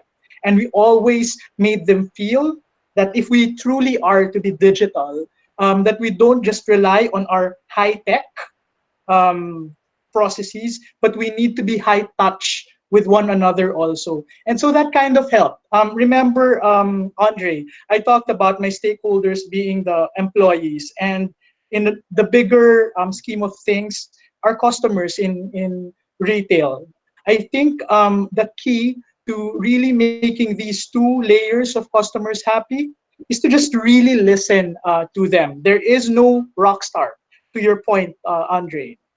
We just really need to make sure that everybody is geared towards the same direction. That's why I said earlier, during my earlier turn, that it's very important that people are positive in this. When we do coaching in the organization, we really model our coaching after sports. So I really watch a lot of the halftime analysis of basketball, and I really tune in to the huddles of the coaches when they talk to their teams, because that's where you can really understand what makes the team tick. So it's in HR right now, given the situation of the pandemic, it's not just career coaching in learning, in training, in organizational development. It's become bigger than that. Now it's life coaching. Remember, I told you to be very cognizant of your people's opinions and suggestions, given the changes that have disrupted our business. We want to really make sure that we go back to our people and take care of them. So with regard their first pain point, the fear with the news that had been coming in, we want our advice to them because we've actually activated in our organization. Our communications channel is very similar to Facebook, the equivalent to work, and it's called the workplace.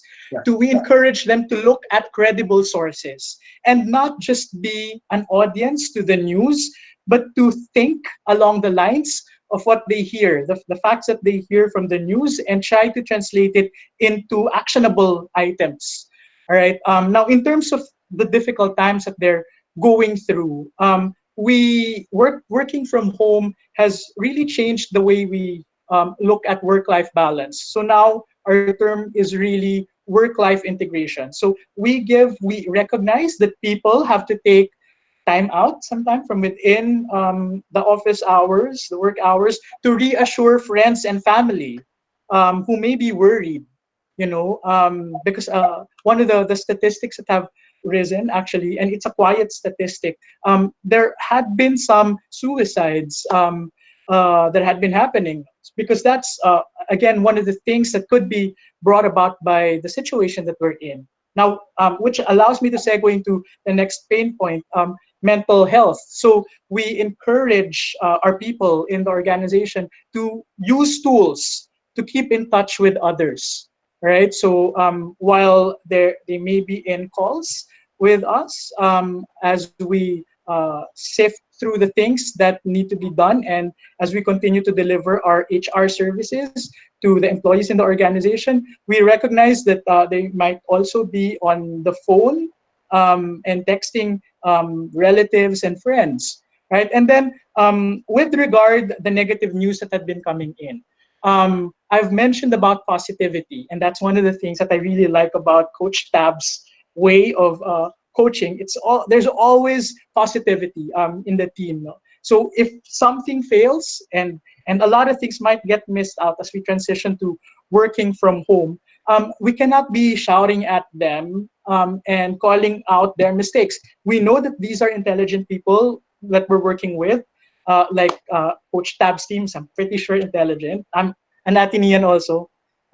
All right. So, but you have to recognize that people know that, and give them enough time to get back on their feet and rectify their mistakes. So those are the immediate pain points that need to be addressed, and that we've been doing in the organization. Now, with regard the pain point of scaling up, knowing that they need to do things somehow differently when we get to the new normal, we have put in place, and we are still continuing to think up ways and learning enablement campaigns. So like WOW, which is Watch on Wednesdays, we have like bite-sized learning videos that we push out through our comms channel, where all our employees could watch, and they can write down their comments about it. So it's very interactive. We have also Fast Friday. So fast, a lot of people in the call have talked about being fast to be able to survive and triumph over our situation right now. But in my organization, we've further trickle down on what fast means for us. And so F stands for frugality, A for agility, S for simplicity in terms of the initiatives and innovations that we need to do. So Michael, you talked about, innovation could be done later for our organization, for as long as we have our simple innovations that keep us going, then we welcome them. And then finally, T for fast, which is teamwork. It's very important that we work together as one organic team to really get over this. And then, of course, we are thinking up also of a program called Shaping Transformation for our leaders, because our leaders really are the frontliners who will make sure that we hurdle all the challenges in the pandemic and also in the new normal. All right. Now going back to the vision of what kind of impact we're looking at to make sure that that picture is what we come up with, or what we face at the end of the day. We have to make sure that all the employees at the end of the project is more excited than anxious, all right? And that our customers eventually will just be so happy to see our products. And so, well, I'm wearing actually a regatta shirt right now, so plugging right there. But you see, even in the new normal, we need to adjust. Like fashion has to adjust also. If we're doing a lot of work from home and doing all these video conferences, then we can't be like, be too uptight, wearing our blazers and all that. So that's how we intend to keep in stride with all the challenges that we're meeting. And that, in the end, I think will really be able to yield HR teams that peak in their performance in the new normal. Yeah. All right, done, Gozar. I still think you're a rock star. And if you're really a fan of Coach Tab, then you'll know that he often gets warnings. Warning on Coach Tab for, I can't say it on air. Well, sometimes you really have to bite the bullet for your team. There you go. That's a good way of putting it, right? Marvin. So, what are some of your ideas to make your to take care of your stakeholders and their pain points? Again, in the context of talent, teams, and peak performance, despite everything. All right. So we basically know what we want out of this situation. Again, I've mentioned business continuity in the past, but how quickly can we get from the current business model into the next one? Because that's the criticality of it all. I mean, the quarantine, the situation has worsened so quickly. So how are you able to make sure that your current setup is able to address your needs, to provide for your employees, to provide for your stakeholders, to provide for your customers in the shortest time possible? So how are we able to do that? We talk about a lot of not of rock stars of agility. Actually, I'd rather focus on the agility portion of this one, because this is a pandemic. How we address the situation is how quickly we react to situation. Given the context of, let's say, the kind of business that we do, which is services, and we don't sell products. Basically, what we have would be our employees. That is what we are selling. That is what we are showing to the world, how good we are. And the effect of the pandemic is basically to the employees as well. So how quickly can we transition from being an office-based work to becoming a work-from-home setup? That's the kind of opportunity that I think would be great for ventures out there. How quickly can they support a particular business or a particular corporation, as big as us or as small as whatever you can think of, to quickly transition their current business model to another one, just to make sure that there is continuity. So there is no actually solution to that has happened in the last few weeks. We basically scramble what we can, get pack all of those desktops, make sure that you have enough transportations to transport them to whatever to wherever our employees are actually residing. So if there would be a business venture that could help companies like us to actually do that in a fast way, then we could start. We could get that off our chest, and we could start putting up the business continuity plan as quickly as possible. Because after we've set it up for work from home, the bigger problem would be connectivity.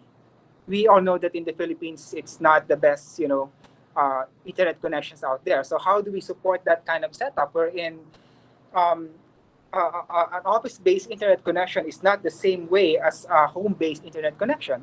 So what kind of business ventures that could support us in that particular aspect? Marvin. And then, yes? Marvin, I have two answers for you. So I don't know if she's here, but one of our regular attendees, a longtime Igniter, Francis Espinosa, is already putting together a solution where it's not just work from home, it's live and work from home, meaning you would have to have another setup for where they live and work and make that, and it's not the home. Yeah. So that's good. That's good. So we could. The second solution, Marvin, is on Tuesday we have a 100-hour CEO challenge, putting together all the biggest players in BPO. It is focused on BPO, and I am sure this problem will come up, because it seems to me that you're still on the lookout for problems, and on Tuesday, for solutions. And on Tuesday, we're going to spend the whole 2 hours of the Launchpad focusing on your industry, bringing together the heads of BPAP, CCAP, and a few other associations, all focused on the 1.4 million Filipinos who work in BPO. The tough situation. But I'm sure we can figure out, again, how to do peak performance in BPO, it being service, and all the problems that you mentioned. Do you want to add something else? The next concern that we'll be having is that once we go back to normal, how do we quickly, and this has been, I saw that in the notes earlier on, how do we transition back to normal? And that's pretty much the recovery plan, which is a good question actually. I hope that the next session you'll be able to answer that, because while the lockdown or the quarantine may go on for quite some time, the bigger question is how do we go back from the current setup to the old one? And then is it as quickly as the way we've disassembled our systems, as quickly as assembling it back again? Or there should be a time that we will be allowing ourselves to make sure that everything is being done safely? So these are the questions that we could have in that particular session that you're mentioning. Marvin, please make sure to join us again on Tuesday. So again, it will be dedicated to that. You've given us a great warm-up today. So thanks again for that.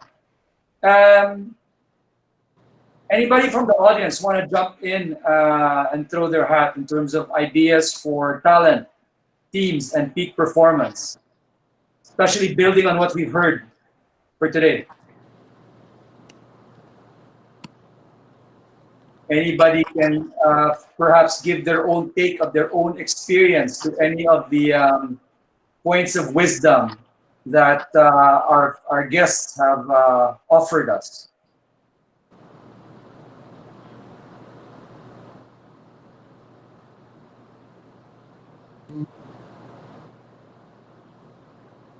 I'd like to chime in, Andre. This is Dandy. Hi, Dandy, please. Yeah. Everyone has talked about CEOs and employees, but what about the middle managers? And I think this is a particular stakeholder that I am a bit that I feel for, because somehow these are the middle people, right? Like these are the people who communicate to the employees. These are the people who have to send the message from their CEOs. We have talked about how to help CEOs, how to help employees, but I think there's this particular problem that middle managers face in terms of being these people in the middle, having to craft their messages well, having to manage both their leaders and their people.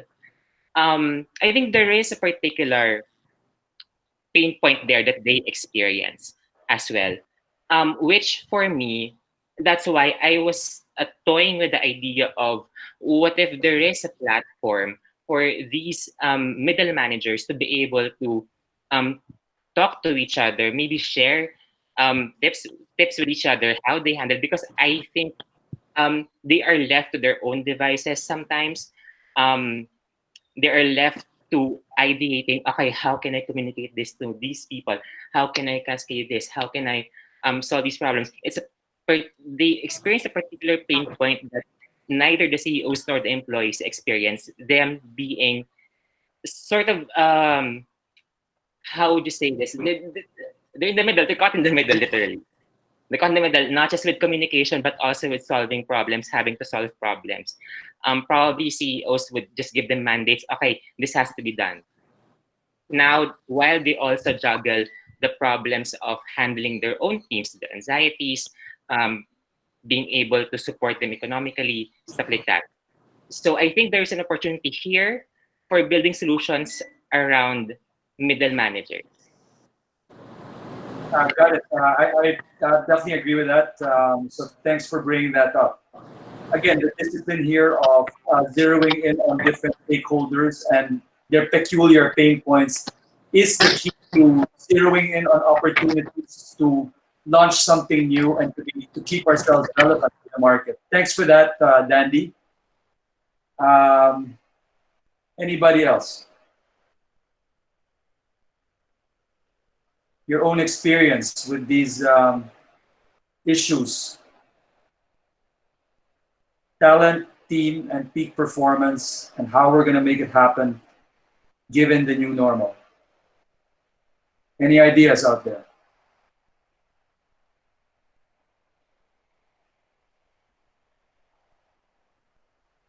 If not, I would like to circle back to each of our lead challengers Maybe we can begin now with Marvin, your parting shots in terms of key takeaways that you took out of today and what you think is going to be actionable for you that you can take to your teams or to the world going forward from today's session.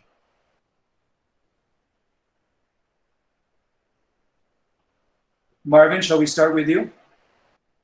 You're on mute, sorry. Right. I was actually on mute. Okay. All right. So Sorry. what we would like to share is that how are we able to actually bridge that that service level?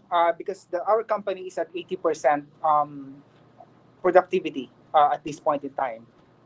We're not 100%, and that's affecting us a lot actually. That other 20%, but it's a good number. It's a good number. We're able to provide as many opportunities for our employees to be productive in this trying time. So my take here is that, and my message to everyone is it's how quickly you are able to assemble your team, how quickly you are able to be on point A to point B in making sure that you have a reliable continuity plan in place. Given the scenario is changing by the hour, by the day, by the minute, and it's quickly escalating. So how quickly are you able to communicate with your employees, with your managers as well, to make sure that they know what to do, to make sure that everyone is moving in one cadence, and that's very, very important in crisis management, that we follow a certain communication protocol, and that everyone is actually up to the task on how we were able to make sure that we have a business continuity plan. And then the other problems would arise once we've set it up. How do we support our employees in this particular situation? And that would mean everyone must do their work, because you have your particular department, training, HR, and everyone. So how are they making? How are they working in the previous model, and how are they going to transition what they're doing to the current situation that we have? And that's pretty much answers the questions raised earlier on what are the things that we can do to support our middle managers. So there would be trainings, as Dan has mentioned, and you should demand that from your if you're a worker, if you're an employee, you should demand it from your companies.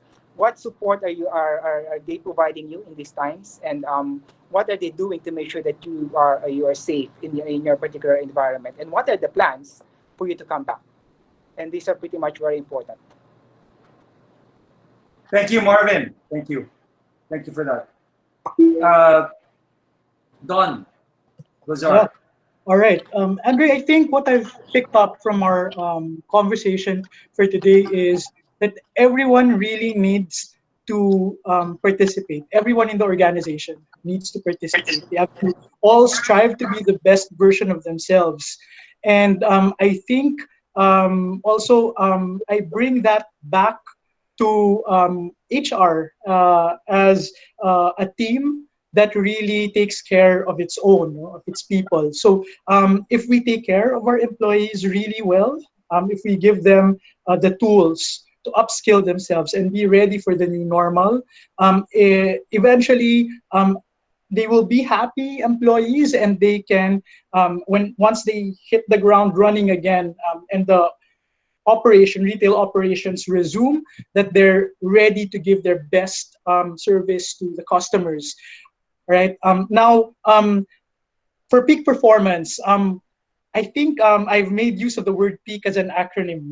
We all have to be letter P, push button ready, to be able to triumph over the challenges of the pandemic.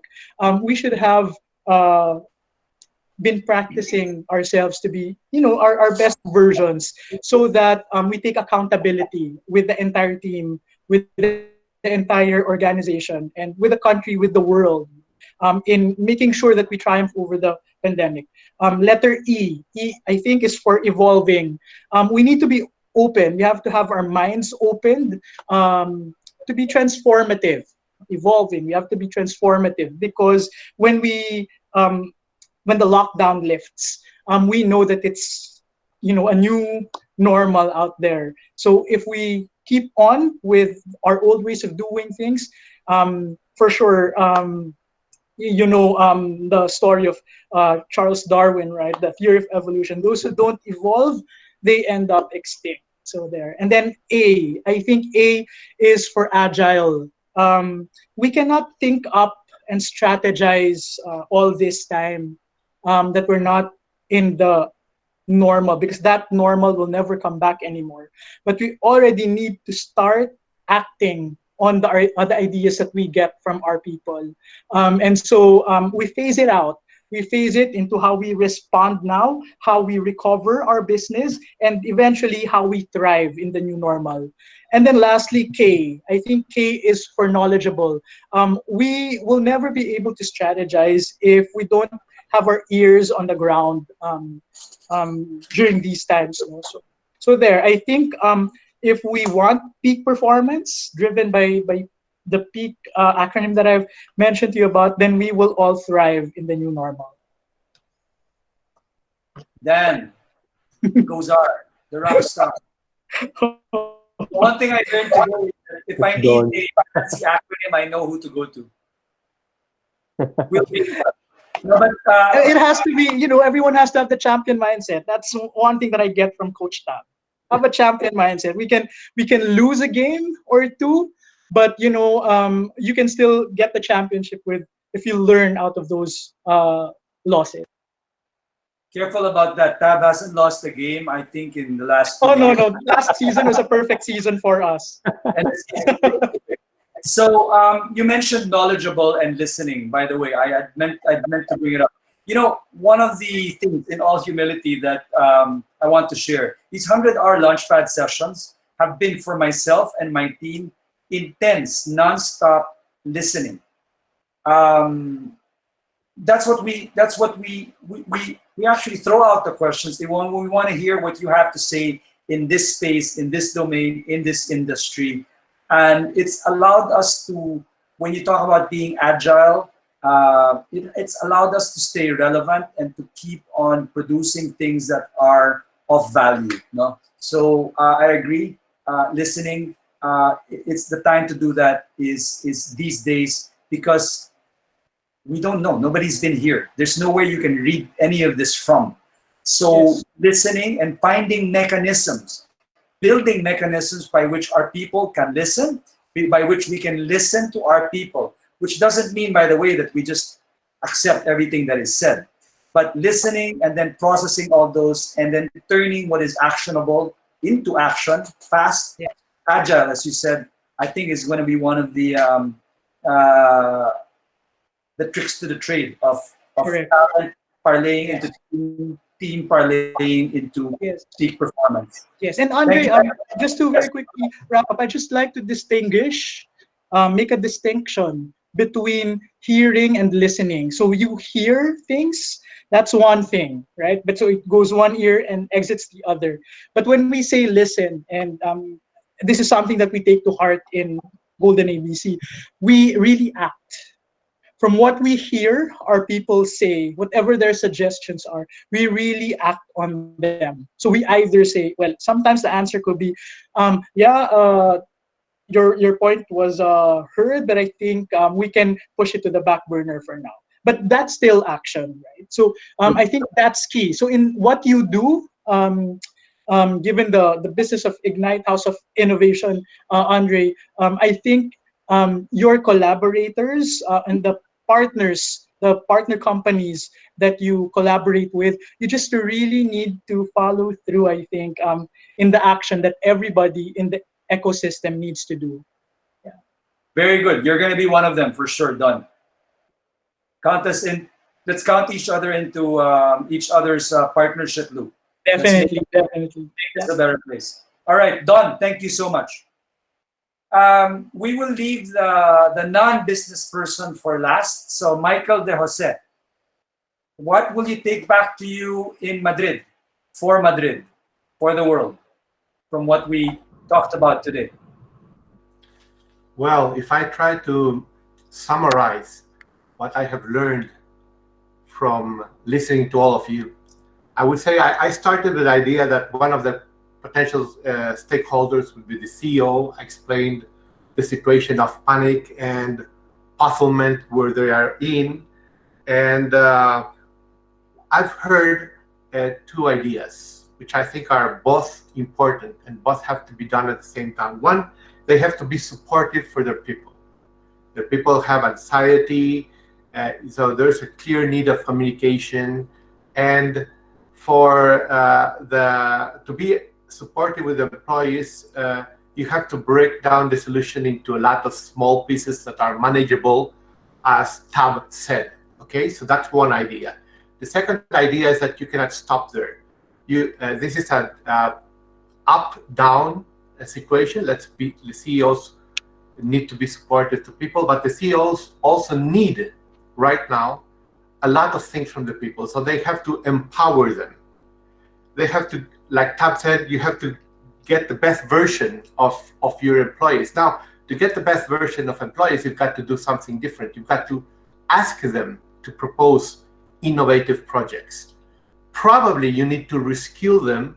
You need to give them a context where they can feel that they can really help and they can really participate in the rebuilding of the company. So this is, as a summary, the ideas that I received from all of you. Michael, you just gave me a brilliant lesson, or rather a brilliant way of synthesizing many of the things that we've heard, which is that a CEO, when they empower their people, is actually helping himself or herself. Because, you know, you made the point that, yes, as you were listening, very clearly, loud and clear, we've heard from everyone here, people need support. And CEOs and leaders need to be able to cascade that in a very human, authentic way down to the ranks. People will know if you're really being supportive or not. And everyone, I don't think there's any one mold or formula for how a human being supports fellow human beings, right? I think one thing we have to be cognizant of is what they say, if my wife's listening, the language of love, right? If that is true for relationships, then that must also be true of professional relationships. From a CEO or a leader to their people, there are languages of love, there are languages of support, but that needs to be manifested and expressed in this time. Now, from the bottom going up, leaders also need support. We talked jokingly about fake it until you make it. Most leaders have no idea how to deal with what's going on, right? So they need all the support they can get. But I think one of the most brilliant things that a leader can do is really thoughtfully, not just in terms of words, understand and figure out how they can empower their people. Because in empowering their people, they're actually helping themselves. It's probably one of the best ways they can help themselves, is really truly empowering their people. But too many people, too many leaders, I still feel, will leave those at words, and they will not be able to operationalize what it really means to empower people. No? And well, I'm not trying to be self-serving. Go back to the questions we asked. Imagine all your people engaging in those questions. Who are the stakeholders? What are their pains? What's our vision of impact? And then the other side of 100-hour Launchpad, which we didn't get through today, is how are you going to sprint the build to market so that you're not overthinking, you're not over-planning, you're not overbuilding, is a very operational way of empowering people so that people can help each other, help our customers, help our leaders, help ultimately the CEO. So thanks for bringing that up. Michael, I'm really grateful for your joining us today and getting up. I'm sure it's not your Madrid schedule to be up this early. So, muchísimas gracias. Thank you to all of you, and it's been a pleasure. Coach Tab, it falls upon you to give us your key takeaway. What can you take away for yourself, for your teams, for peak performance, on behalf of all of us? Please. Here's what I think. Those who do not learn from history are destined to repeat it. We want to think that this pandemic is a life-shattering, life-altering new normal is the phrase that we've heard over and over and over today. World War I, World War II. The reason I bring those up is because the world went on and it grew and it improved.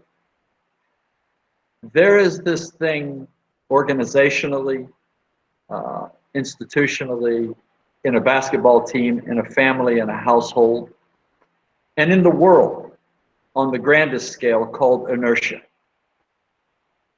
You try to change that inertia, and you will find that it is a task beyond any individual, and probably beyond this pandemic. So what am I saying? I'm saying we've heard a lot about anxiety, we've heard a lot about stress, and people that want to think that this is going to create a pressure for us to do things radically differently. What I'm going to tell you is that this is nothing more than an opportunity. Now, in the lives of hundreds of thousands of people, it's much more than that. It's a tragedy. But in the lives of 7 billion people, it's not going to be that much in the end.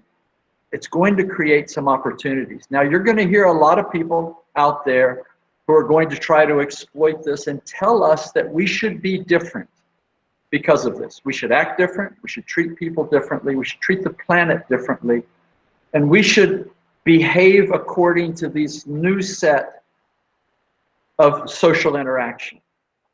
Not going to happen, I believe. I believe inertia is going to have its say in this. But I believe on the small scale, just like there was in World War I, just like there was in World War II, there will be many people, and you will be one of them, Andre, who will see opportunity and seek to exploit it for the right reasons. Because some people will want to change. Some people will have a different mentality. And on small scale operations like Don's, he might be able to create that kind of change for the benefit of his organization using the pandemic. And this is what I think it is more than anything else on the small scale. It's a tool. And if it's a tool to be used to better each of our organizations, better each of our lives, better each of our mentalities, better each of our ways of treating one another through, as you say, loving the right way, then maybe, just maybe, it can change the world. But certainly, it can change me. And it can change my organization. And it can change my team. But not if we don't sit down and think strategically, and then think tactically, but most importantly of all, think, plan. Don't panic. Don't react out of fear. Don't run and hide. This thing has been a killer, but it is not a catastrophe. So treat it as such and use it as a tool to better every element, aspect of your organization and your life, and don't be afraid of it. The ones that step up to the mark are the ones that are going to prosper because of it, and not at the expense of others, but prosper on behalf of everybody who wants to have a better world. But I guard us all against thinking that this is going to radically change the final outcome. Inertia will have its say. Thank you so much for having the opportunity to be here today. The other presenters, great. It's so great to hear all of you, and I wish all of the attendees here the very best, and stay safe. God bless. So Tab, thank you. You made some bold predictions. We got a bold prediction here, so that this is not going to radically change the world, and that the flip side of that is that inertia will have its say. You understand that goes against the grain of the popular narrative that's maybe part of the mania out there. I will give you your due and lay it out there, and I don't think it's a point for argument. It's a point rather for, I'd rather focus on what are you going to do for yourself, what are you going to do for the people around you, I don't really want to comment on what's going to happen to the world. The only thing I really care about is what can I do to shape my part of the world, to make myself and my team a continuous force for good.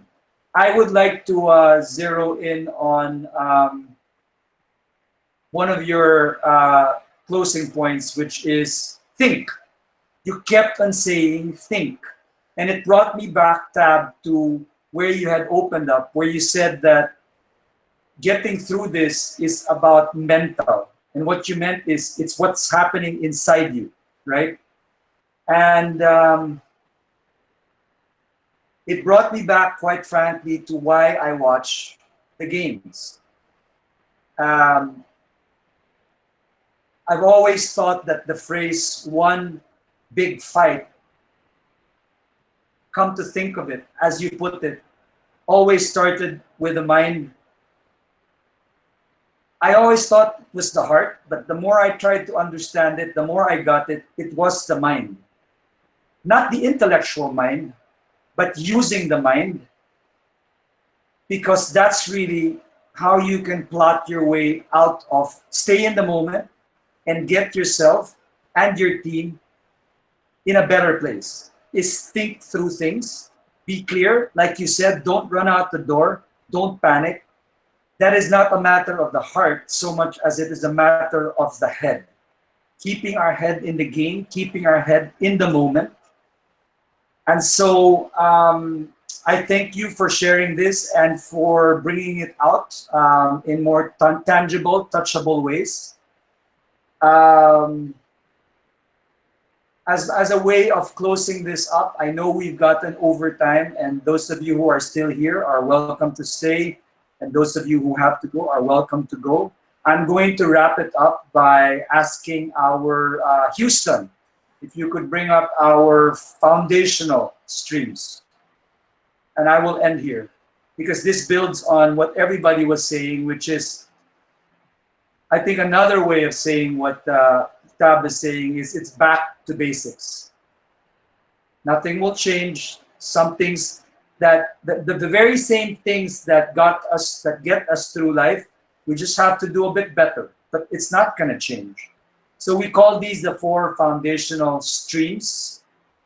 We experience them in various ways today.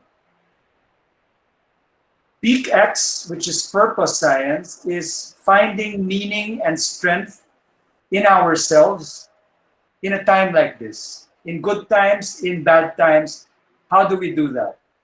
It's going back to those questions of what are my gifts? What are the pains that I experienced?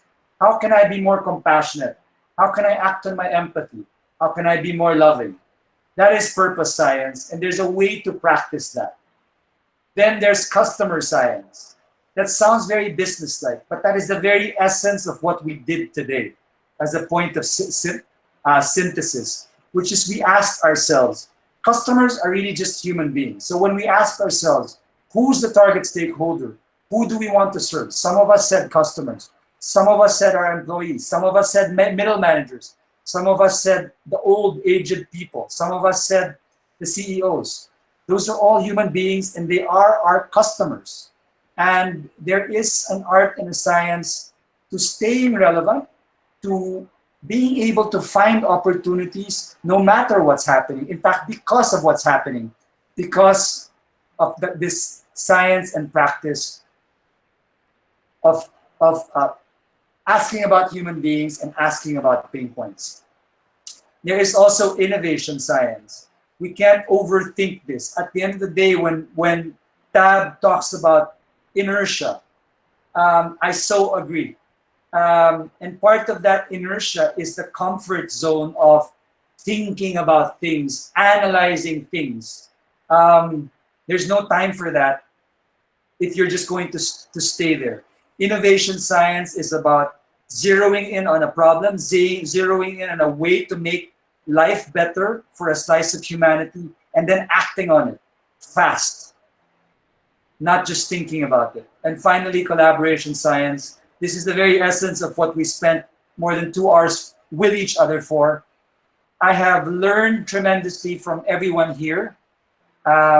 Obviously from our 4 esteemed guest challengers, and from everyone else who spoke up. After these, we read all the comments in the chat box, and all of these is our way of collaborating with you, us offering our questions to you, us listening to your responses, to your insights, to your experiences. It has made us pricelessly, uncountably richer in the days that have elapsed since this pandemic happened. So these are the same foundational streams that will take us through this pandemic, and that will take us through the new normal, whatever that may mean.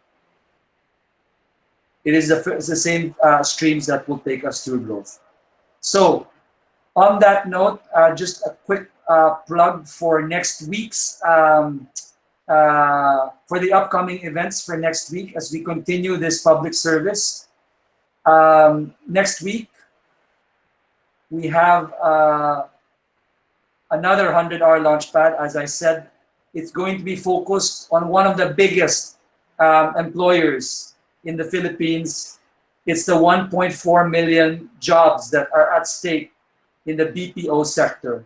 And we're going to talk about who the stakeholders are, what their pain points are, and what the opportunities are to create impact by launching new ventures, new projects, pivots in the area of business process outsourcing. We're going to be joined by the giants among the giants in the industry. All the names are going to be there, and we really encourage you to join us. 1.4 million jobs will be on the line when we take on this CEO challenge. What else is coming up, Houston? Next week? Okay, so I believe that's it for now. Tomorrow, we have something called PeakPad. For those of you who remember the detour into genius, purpose, and service, the questions about gifts, about pain, about service, we take a deep dive into these topics, also very experiential like we had today. That's tomorrow at 2:30 p.m. Just follow our feed and you will get the invites for that. That's PeakPad tomorrow at 2:30 p.m.